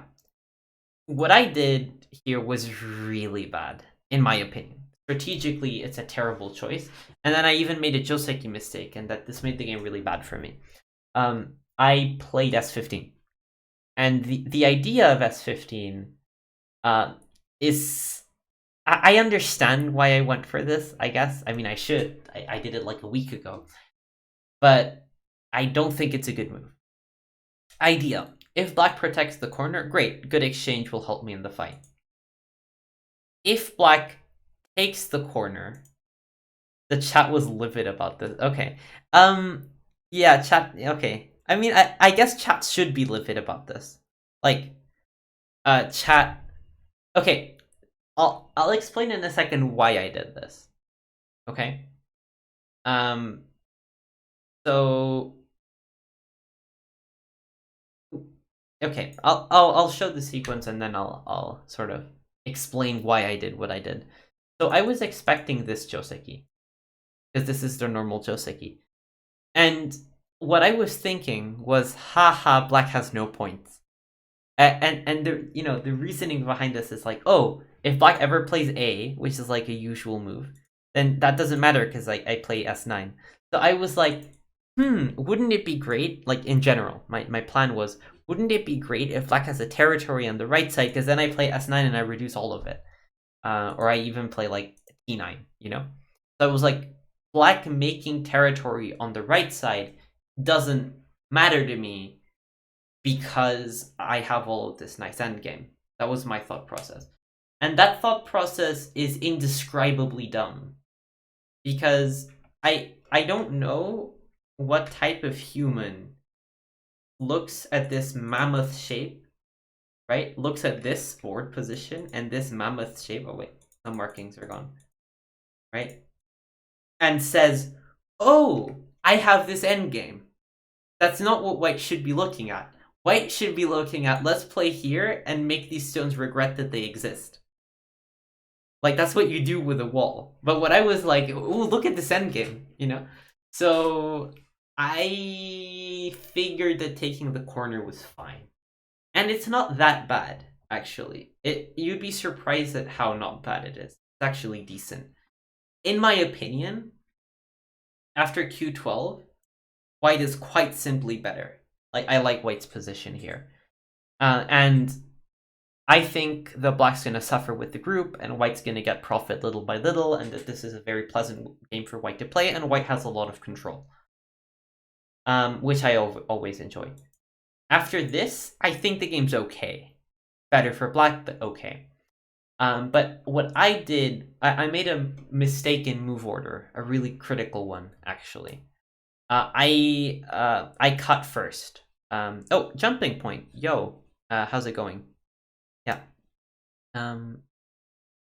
I cut first, and this is sort of the classic old way of doing it.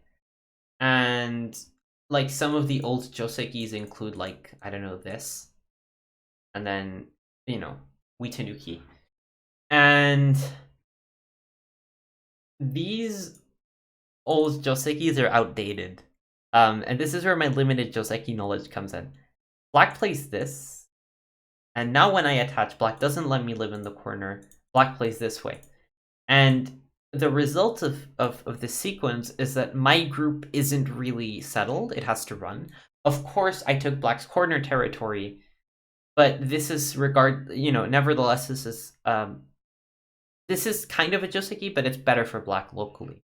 And the reason is that white doesn't have any eyes with the whole thing. White's shape is a little bit wonky. And from a direction of play perspective, this Joseki is nothing short of fantastic for black, because these stones are working really well together to not become a target. So that was nicely played. Yeah, it was a very good Joseki choice by Calvin. It showed a nice understanding of the game. Oh, wow. Jumping Point just subscribed. Thank you very much. Yeah. Cool. With Prime. Yeah, so this was a nice Joseki choice by Calvin, which just put me in a terrible position. And at this point, I was like, like I knew that I was in a worse position, you know? I didn't yet understand how bad my position was. I thought I was worse. I think in retrospect, I'm really bad here. Like I'm down by like Komi, if we would put it in point terms. Or I thought, I'm slightly worse. What should I have done then? Because I'm here criticizing this move. What should I have done? Well, I think I should have played Q17 first. And the idea is that if black cuts now, these two positions have absolutely no comparison because this exchange isn't on the board. That's actually the difference. That exchange is terrible for white. This is much better. Like now I get to push black down on the second line. Black's much worse. So black doesn't get to do that.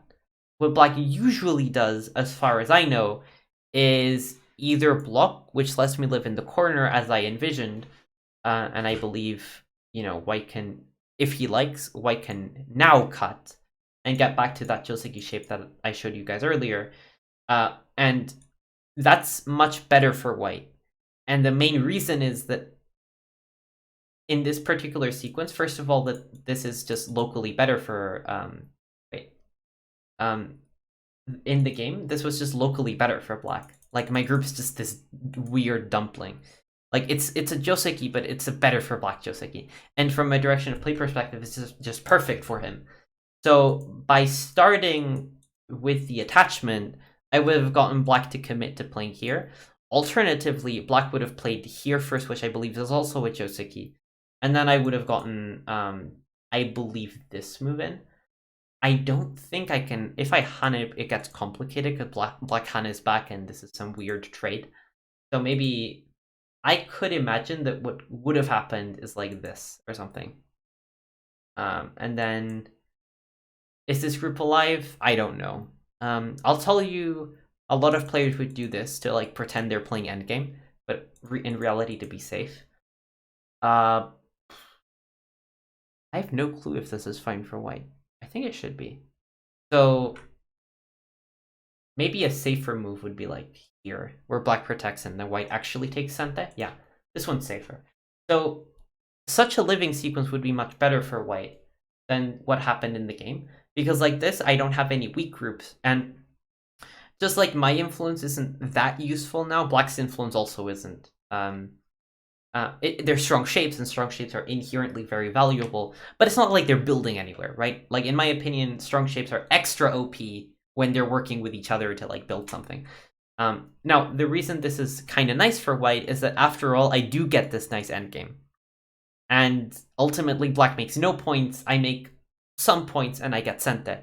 So this would have been okay. It's probably not as bad as some people think. It's very slightly better for black.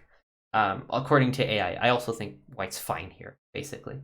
And my cut landed me in a really bad position.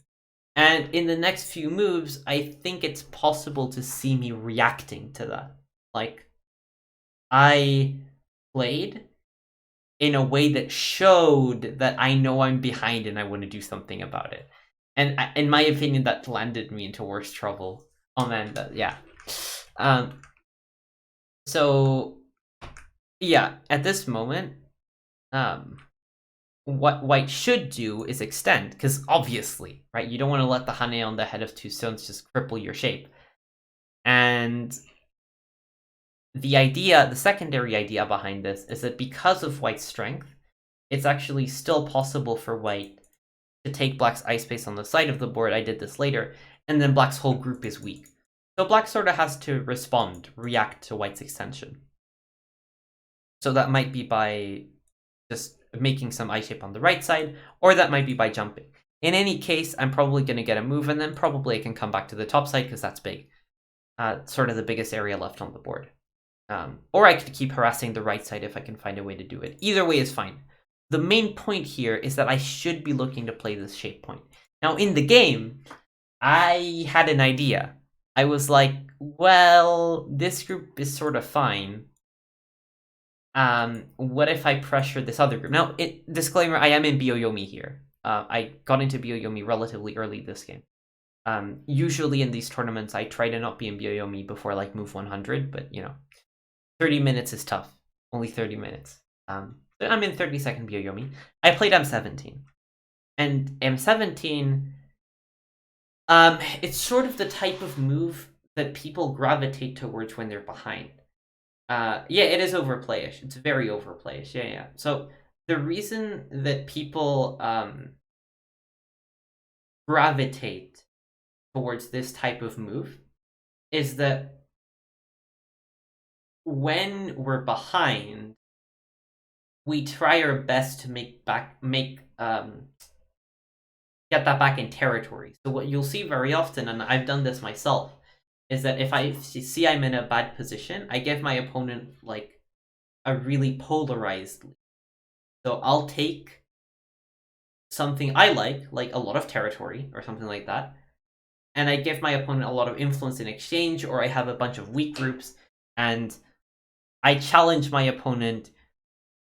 I have my little advantage, my little part of the game I'm better in. Like I have my groups are stronger, or I have more territory, or like whatever type of advantage you're trying to grab at an advantage that you can hold on to, even though you're behind. So it's something you can feel good about, basically. And then you challenge your opponent to show you why he's ahead. And I think this is the instinct behind a move like M17.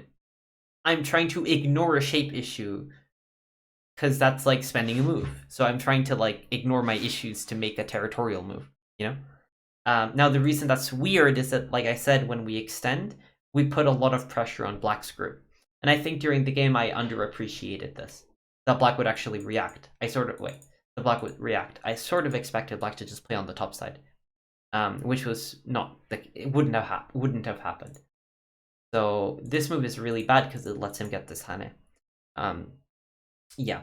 How important to take K16? Well, K16, it is important, right? Like, this is the point I was making earlier. It is an important side, but the point is that as long as the groups at A and B have shape issues and have, don't have enough ice space, the top side is a secondary deal, because after all, nobody's going to build there. It's largely a territorial point that has limited value. Of course, it's bigger than anything else on the board if there are no weak groups, but it's not of, huge urgency. And I think if I had played N12 first, I would have gotten it. So this is a terrible move. And Calvin played really well here, and he hunted first, and then he attached here. And then what this shows me is that if I try to do something normal with my group on the top side, well, I'm gonna get killed, right? So what Calvin, like, apart from just being a good way to play on the board, Calvin's way of playing really showed how, from a human perspective, my move was terrible, because I can't save both of these ideas of mine. And in the game, I Haned, which is actually a bad move, because I'm trying to make both things work. And I wanted to try and get out this way or something, which doesn't work. He just cuts through and destroys me. I was trying to keep both sides, both ideas I have, both groups I have alive and functional, and that made it even worse. So here, I should have just bailed out with my group, and then Black plays here, and that's not so different. Like the AB exchange, take it off the board. It's as if Black had extended, which is fine. And I can still peep. I can still take this group's eye shape. It's bad for white, but it's playable. In the game, I got myself into even deeper waters by playing this Hane. I had to attach out, forcing Black to get even better shape, and giving him this fantastic follow-up of K16, and I have to go back and try and help my group anyway. So this is just, I mean, at this point, I'm like, this is such a bad position. And I was like, oh man, he's gonna extend here, and he's threatening to kill me again, so I'm gonna have to play here, and I'm gonna have to give him, an even better shape, because this, A, B, don't work at all ever. And then I mean, my group's dying, right? So I have to basically suffer. And eventually it just fixes and everything's terrible for white because this group's still running, it has precisely 0 eyes, and my top side's ruined. Like, even if I do get back to the top side, there's not a good way to get back to it because black's really thick. Where did you see your chances to win in this position? Okay, I don't think like that when I play Go. Like, I don't go like, my chances of winning are 30%. I just think about how I win. Like, of course, there's a certain emotional component to when you're doing well or badly. And there's even a practical component because if the game's really polarized, like if one side's ahead by like more than Komi at move 100, you have to sort of, let's say, forget my thought process. I forgot my train of thought. Let's answer your next question. Like this, rather, like there's some weak group, I can attack them. What could be winning condition?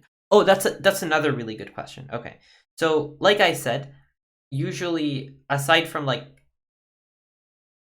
just feeling that you're behind or ahead when it gets really polarized, and sometimes if the difference is above Komi, you sort of have to make decisions based on who's ahead and who isn't.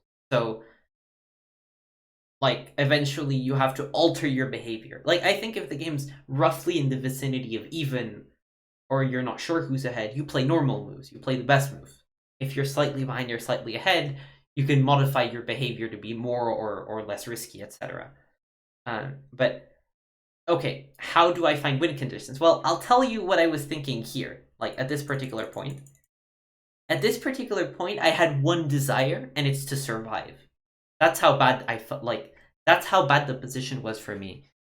I don't count. Yeah, I don't count. Just because I make a board evaluation doesn't mean I'm counting. Yeah. I count, but really late in the game. Like, for example, this game, the first time I counted... Well, okay, I don't want to show the game, I guess. But the first time I counted was, like, move 150. And the reason is counting points is a really, really, really, let's say, misleading way to estimate the game. The only time I count points is really late in the game, because the later you go in the game, the more there are points, and the less there are weak groups, influence, weak shapes, cutting points, all of those other things that have to go into your evaluation that are more important than points, or that are at least underrated relative to. And the more there are just points. So of course, at the very end of the game, when you're filling dame, counting points is a perfect estimate of how the game's going. At some point in the game, I consider it useful to count. Before that, my evaluation is not based on territory at all. And that's why very often you see me playing games like where I'm behind on points, but I'm fine. Because there are other important things in Go. And many other players are much more territory-oriented than I am. So, yeah. So, to talk about win conditions, right? In this position, I have a very, simple idea. Don't die. So I was trying to survive. Now, I have a little bit of dignity, so I'm not going to play here and let black connect. So I still wanted to put some pressure and make life a little bit difficult for black, like A and B. But at this point, mostly my thought process was, let's settle this group. And let's survive. And the main reason that's my thought process is that I have to. Like, my group's suffering. So I'll think about a win condition later. Later in the game, where I actually turned around the game and won, spoiler alert, I guess, I'll go through my process, like my thought process again on like how to recover a game. Oh, Apollo Go with the PogChamp spam. Hello there. It's been a while. Hello there, hello there, hello there. Yeah. My favorite text-to-speech troll. Anyway. You won this. Wow, congrats. Yeah. I mean, you can like congratulate and offer your condolences to Calvin for managing to give this game to me. Yeah. I won the series 2-0, right? So this tournament works off of 2-game matches where you play the opponent, each opponent in your group twice, and I won this one 2-0. So, yeah. Okay. In this particular position, I cut. And I was terrified like, my group is in big trouble. Like, I have to run, I have no eyes. Like, my shape's terrible, black shape is great. Oh, by the way, chat's covering part of the board. Wait, how did it get there? Wait, sorry. I must have misclicked something. Usually chat's, like, there, where it should be. Thank you for the... Thank you. Yeah. I just got here, but I do know Calvin. Oh, cool. Yeah. So, indeed, I persuaded Calvin to int. Yes, a good way to describe it. We'll get to that. So here, I was expecting black to do this, and this game is terrible for white. Because black's group is strong, like really strong, and one of my win conditions earlier was to sort of make it weaker, and my top side's ruined, and my group is still weak, so this is terrible. Calvin was extremely nice to me. He Atari'd. Like, he was thinking, how do I make my group safe? And his solution wasn't to put pressure back onto my group, it was to play N10. And N10 is a really bad move. It basically makes the game... It gives me air to breathe. It doesn't make the game fine for me, I'm still worse, but it gave me air to breathe. Because he basically just gave me the stones, and then suddenly my group is strong again. Now, Calvin's idea behind this move was really simple. He's like, my group is strong enough now that I can Tanuki and play K16, which is huge. And he must have counted the points, and he was like, I'm better now. And he's right. He's much better. He's ahead by Komi at the moment. And, okay, I attacked a bit. I harassed his group. He could live. I knew that. He knew that. And we get to this position where he counted, and he's clearly better. I agree with that. Yeah, I exchanged this. Eventually, I can exchange this also. And I was counting this board. Like, I think here's where I counted. Or, okay, not yet. I counted in a bit. So, okay, we'll get to that later. Here in Byoyomi, I came up with a slightly sneaky idea. I knew I was behind. I just didn't know by how much yet. And I looked for some tricks. So it's time to rewind, actually. When I played here, and he pincered, and I was reading this sequence, I spent a really long time reading this. And the reason was that I was trying to figure out how much Aji there is in black's shape. Let me elaborate. I was thinking, what if I play N2? He plays M3, I play M3, and oh, wouldn't it be nice if he played O2? Right? And I play here, and this is great endgame for white. Unfortunately, black plays here. So I was thinking, well, now what if I wedge? And what if black plays here, and he takes, and here? That's great for me. Yay, I kill everything. Except black isn't legally required to take, unlike what some people in this chat think. Black and Atari here, and now this is okay for black. So I was trying to read this, and then I was like, well, there's nothing here.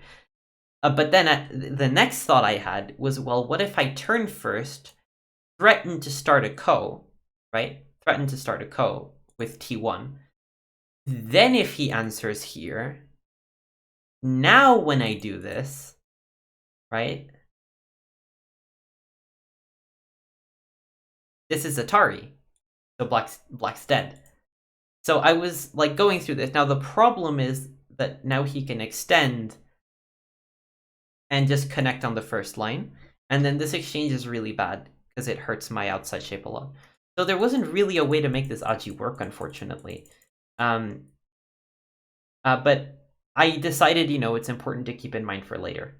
Skipping to later, in this position, I played these moves. Oh, and by the way, black, it might be the best move for black to play T1. So I expected black to play T1. And the reason T1's a good move is that remember how here the problem was that black's in Atari, so black dies. Now black's not in Atari, so black can play here and black's okay. And I was reading this position and trying to find like some cool combination, and I couldn't. So I sort of expected him to play T1. Now, one really interesting thing about this position is that black can play P6. And P6 is a move that, let's say, looks risky because technically this is a ko. But remember that white's staking the entire group. Entire group. And this is still a two-stage ko, which means that white still needs to play 2 moves to win it, and black takes first. So long story short, white is beyond screwed in this position, actually. So white wouldn't be able to do this. White would have had to connect, then endure this exchange, die with everything, and allow black to live. Now, if I had gotten into this position, what I would have done is I would have played the ko, because that's what I was there to do. I would have, like, thrown away my life, basically. However, I was reasonably sure my opponent wouldn't react like this, because he's ahead. He's just trying to stabilize. He's not going to start a ko. And I was right. AI said this was a terrible decision. From a human perspective, I understand why I did it. So he answered Q1. Now, I was thinking here. Remember how now this technically works, except it doesn't really work because he plays O2. And then I reduce a little bit, but this exchange is so bad that that doesn't help me. So then I decided that what if I switch the move order? So I wedged first. If now he extends, then these exchanges are good for me because I reduce his territory, but I haven't like made this exchange. That's good. Now, some of you may be thinking, well, what if black plays this move now? And now, yes, I would be dead, so I would have to play here, and I would lose the stones. However, before I Tanuki, I will play this move, which threatens to kill him. So here, and then I'm going to... Wait, what was the killing move again? I guess this one, yeah. This one's fine. And then like here, here, here, here, here. His shape is dead. Should be dead. Hard for black to live. So I was like, okay, this is Sente, he'll defend. Now I get Sente anyway, and I got some cool endgame. So that was the idea. Instead, he answered p4, which I also calculated, and my solution for this was, well, simply to push, and I got a little bit of profitable endgame. Eventually, I'll get to push it n2. I didn't push it n2 immediately because it's Gote. At this stage of the game, black will just play elsewhere. Yeah. So I got a little bit of nice endgame profit. On the other hand, because I allowed black to play here, I had to make this exchange in order to Tanuki, and that's a bad exchange, because it decreases the liberties of these stones. And maybe this doesn't look too important now, but it can be important, and in fact it was important in the game. So there are some drawbacks to this sequence, but I gained some points, so I wasn't too unhappy. And okay, this is the moment when I evaluated the game a little bit more in depth. And I realized, just by counting, that I'm behind by Komi. And this is the type of moment in the game where I think it is valuable. Now that there are no weak groups, now that there's no significant areas to build in, figuring out what the point difference is, it's not the only thing in the game. I think shape, adding points, looking at the specifics of endgame, like which endgame moves are available to which side, those things are very important also. But taking counting the points is, I think, quite an important part also at this stage. And it was at this point that I realized that I am fucked. So I had to figure out something to do. But let's see what happened. For the moment, I sort of expected him to just answer M18 because it's really big, but he played in the center. I protected because otherwise these two stones might have some ideas of freedom. And this shape looks really weird because he can push through and cut me, but since A and B are stable on their own, doesn't really matter too much. And it's not like me playing at K8 really helps me build anywhere, so yeah. And he plays C7. And yeah, it was at this moment when, now the game begins. Yeah. Now, white right top is still a little bit weak. Practically speaking, I wouldn't say it is tied universe because black can technically, black can't do anything because if I play here, it's alive. It's 2 separate eyes. So even if black, whatever black does, I have 2 solid eyes. Black does get a Sente move or 2, but it's alive. So generally, I don't have to worry. And the shape's reasonably strong. So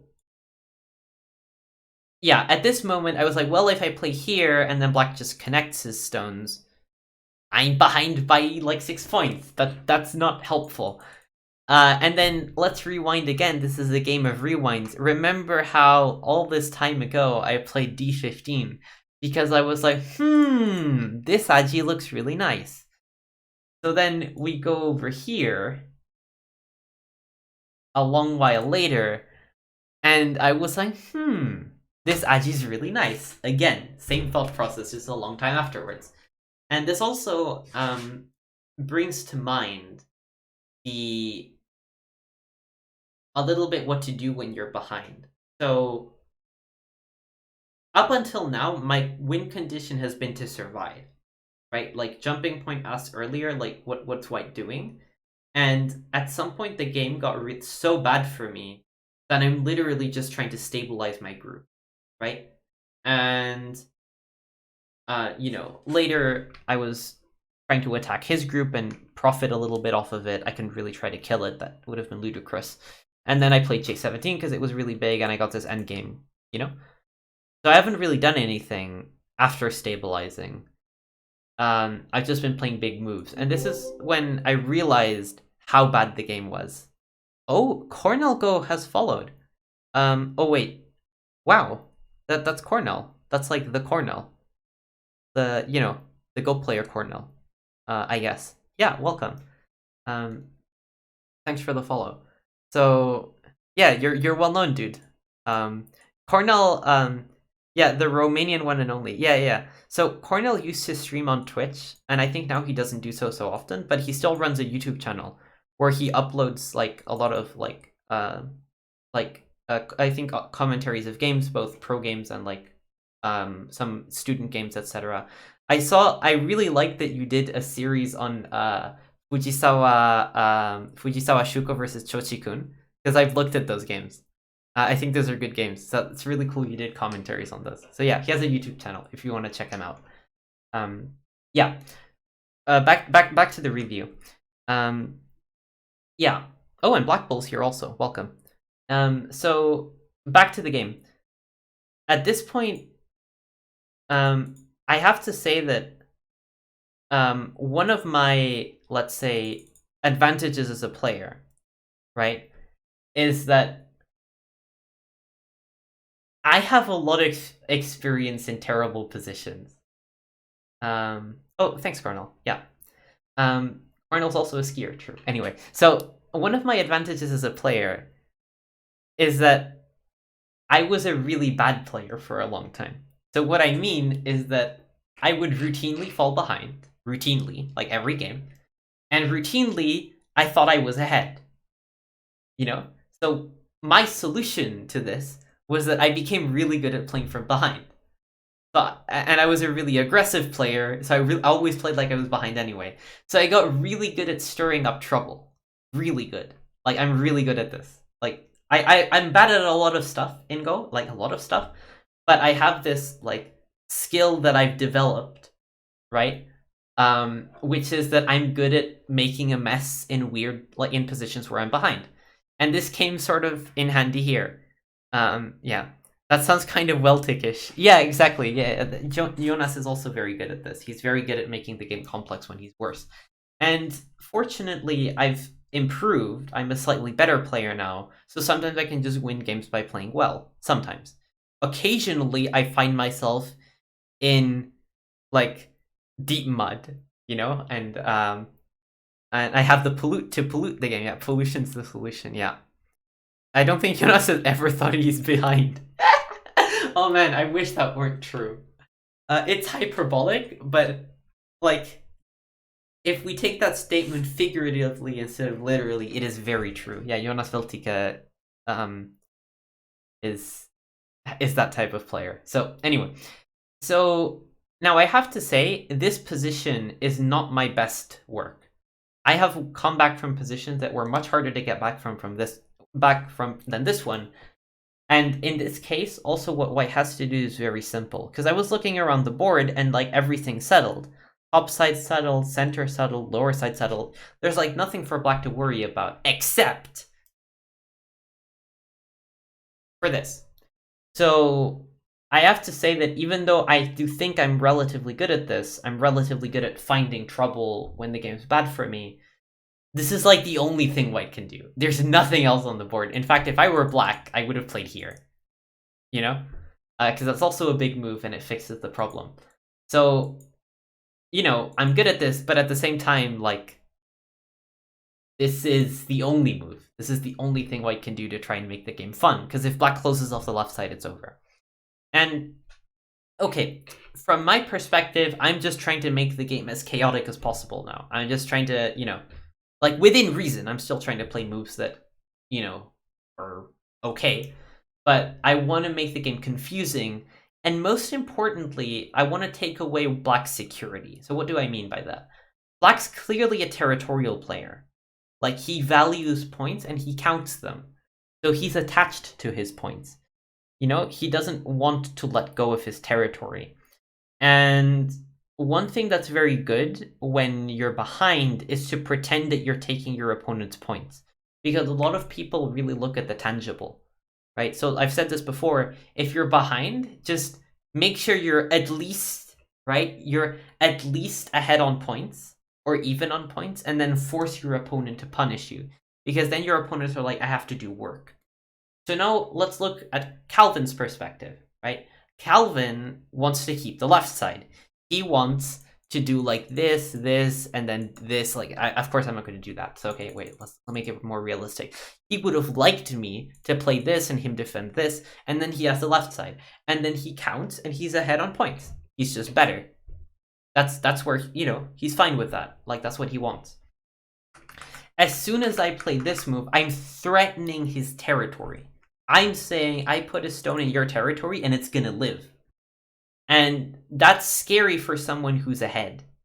And someone with the mentality of simplifying the game because they're ahead. And the fact is, Calvin is ahead here. This move doesn't make me any less behind. But he has to play accurately. He doesn't have to just curl up in a ball and be like, my points, you know? He has to actually try and, like, play the game competitively. And and he failed at that. So he played b14. And what b14 is saying is, I connect, yay. You know, he wants to just keep his points. He wants to keep everything connected, keep most of his points, and say he's ahead. And he would be right. But b14 is a really naive move. Because I'm not going to play d14. I'm going to play here. You know? And then his shapes are ripped apart and he has to fight me. You know? So this very quickly spiraled for black. Because black was trying to simplify the game. I'm very sure of that. He was trying to keep his territory lead. And then very quickly, I just broke into the left side and caused mayhem. And this is, according to AI, it's still better for black. But already at this point, from a human perspective, I'm ecstatic. Because I broke into the left side, I separated his groups, and I'm, you know, like, this is really good for me in that sense. So, now, let's look at some of the options he could have gone for as alternatives. If he had played here, which is basically trying to do this, like, just keep me locked inside and kill me, I had some ideas. So, my main plan was to play this attachment, which looks a little bit confusing at first. The idea is that if he hanes, which is the obvious move, now I get to Atari. No, not that move. Atari. It feels like a coin flip once white got c13. After white got c11. But yeah. Anyway, so at this point, my plan was to Atari go down. He can't Atari obviously because I kill him. So he's gonna play here, and then I play here. This was my reading. And the idea is that now these two stones are cut. These two stones have a shape problem, so the cut at A is an issue for black. So I'm basically going to kill these two stones. And I think this would be basically fine for white. I think white's basically recovered here. Maybe white's not better, but I don't think black realistically can survive with the two stones, so white's doing great. So, yeah, the hane was your first idea. It was also my first idea, which is why I had something prepared. Now, the interesting question is, what if black plays c12? And says, well, if you extend this way, I play here. And if you explain that way, you play here. Well, I had the most disgusting move in the history of Go prepared here. I was gonna play d9. And the idea of d9 is that now black's not connecting ever. Even though it's like a really wacky move. Yeah, yeah, you're correct, Blackpool. Yeah, d9. Uh, Tsupari, yeah. Um, so, yeah, black can't connect. So basically, I think d13, white's already recovering. Black doesn't have a good way to make d13, like, worse. So d13 isn't a good option. And d14 is the move I expected him to play. Because what I was thinking was, okay, black doesn't really have a good way to keep his territory. So, black what black should be doing is just playing by the laws of shape and just making a fight, you know? So I was thinking what black should do is simply send here and say, what are you doing? Fully split Keima, right? And then I'm gonna push, and he's like, well, you're damaging your top side even more, and just allow this. That's what I think he should have done. And that's a very weird thing to do from the perspective of someone who's ahead. Now, I think black's fine here, because black like plays here, and probably plays here, and my shape on the top side is kind of weird now, and I lost, like, remember that Go is a very transactional game. Had I gotten these exchanges in, then I would have gotten to build on, like, potentially to build on in the center. Even if I choose to get these exchanges in center first, I can still build a little bit in the center. So there's maybe here though. I losing that influence and allowing black to go for this type of attachment at e16 is non-trivial. So I figured black should be better here still.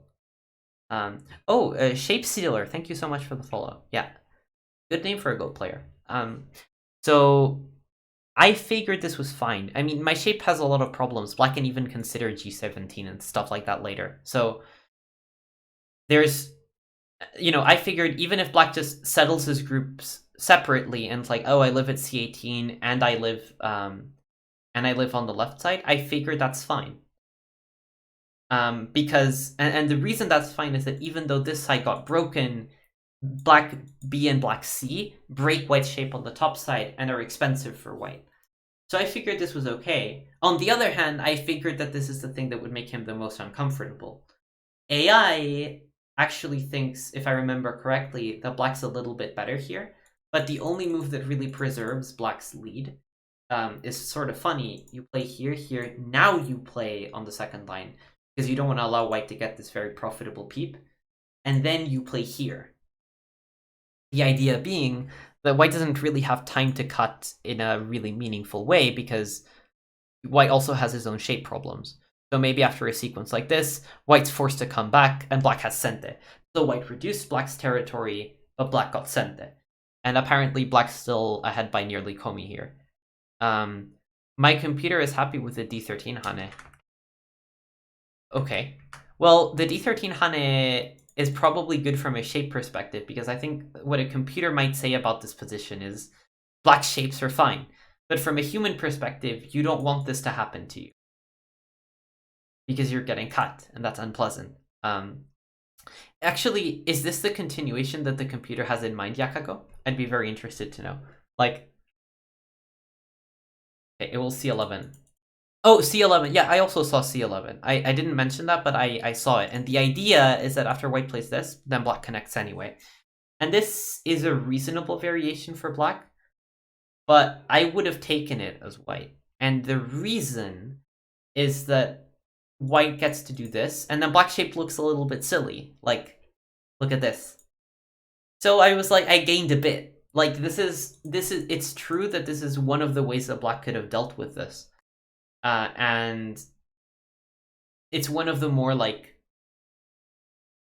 human ways of dealing with it, just because you keep all of your territory, right? But on the other hand, your shape sucks, and white got some nice Sente exchanges, and white reduced, and, in Sente. These shapes are so grossly practical. Yeah, exactly. So I wouldn't have minded if black had done this, though I did see it. I saw this in the game. Still, this is probably one of the best things black can do, because during the game I had this sense like the moral thing to do, or like the computer thing to do, would be to do this and to not care about our territory and just like this, and somehow black's fine. But from a human perspective, and maybe even from the AI perspective, maybe AI, according to Yakago, agrees with this pragmatic solution is just fine. And I mean, this means that C13 was a good move, in my opinion, because I clearly did a good job of reducing and making black shapes look a little bit strange. But, you know, black would get to keep his territory, which is the most important thing. In the game, the moment I play C11, the game becomes a coin toss. And the reason is that from a human perspective, black's points are gone. So this is just a fight. Like, black can't stop these two stones from sort of breaking out now. So what happened in the game was, yeah, at this moment, for example, I can play e10, and you can already see that these stones are cut. And like black can cut here, here, and trade and allow these stones to die. And this is actually fine for black. This is so fine for black that I opted not to do it. But yeah. But this would already clearly be a gain for white relative to like this position. You know? So it seems that white already did quite well. Yeah. Still, in the game I went for even more, because remember, I'm actually still in I'm behind mode. So when I looked at this move, and after this cut, I actually thought black's still better. I did a brief count, and also this was my impression from the flow of the game. I figured that for black it would be enough to get all of these moves in Sente.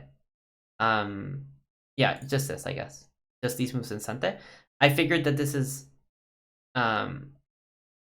actually just okay. This black gets Sente.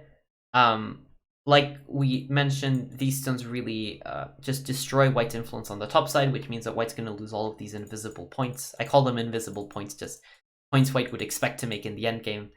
And after all, this shape, it is points, obviously, but it's point white gets in Gote and black gets some compensation. So black's actually still okay here. These stones are really wonky also. So I thought I've clearly gained. I was happy with this, but it's not enough. B4 still sent this, so annoying in the fine for black variation. I was typing too slow. B4, oh, is B4? No, I guess actually jumping point meant here. And this is, I think it's an interesting point he's making. I'm not sure though, because B4 being sent that doesn't, maybe it's the wrong variation, unfortunately. Okay, so in the game I played C9. And the idea of C9 is really aggressive. It's, I don't want these guys to connect. You're not connecting these. And the other idea is this, and then it looks like white's dying, but white has a resource, which is this attachment. And the idea is that if black captures the stone, then I get out. Now, what I missed when I played C9, and I saw after I played C9, was this. And this is an interesting variation because after white Ataris, which is the only move, black Ataris, and I can't connect because then I'm dead. So then I would have had to take the stone, let black capture, and we eventually would arrive to this position. Now, this position already constitutes a big gain for white because I made all of these all of this territory extra. And, well, not this point. I made a lot of territory extra. I reduced his territory, and I got Sente. So this is still a gain for me. So even when I saw it, I was like, I'll take that, you know? I'm probably worse, but that's better than before. But yeah, this would have been black's best way out. In the game, black did something which, in my opinion, just makes the game beyond a coin flip. Like, nobody knows what's going on. It's just confusing. Black Atari. I connected because if now I play connection, he does this thing we were talking about earlier. And then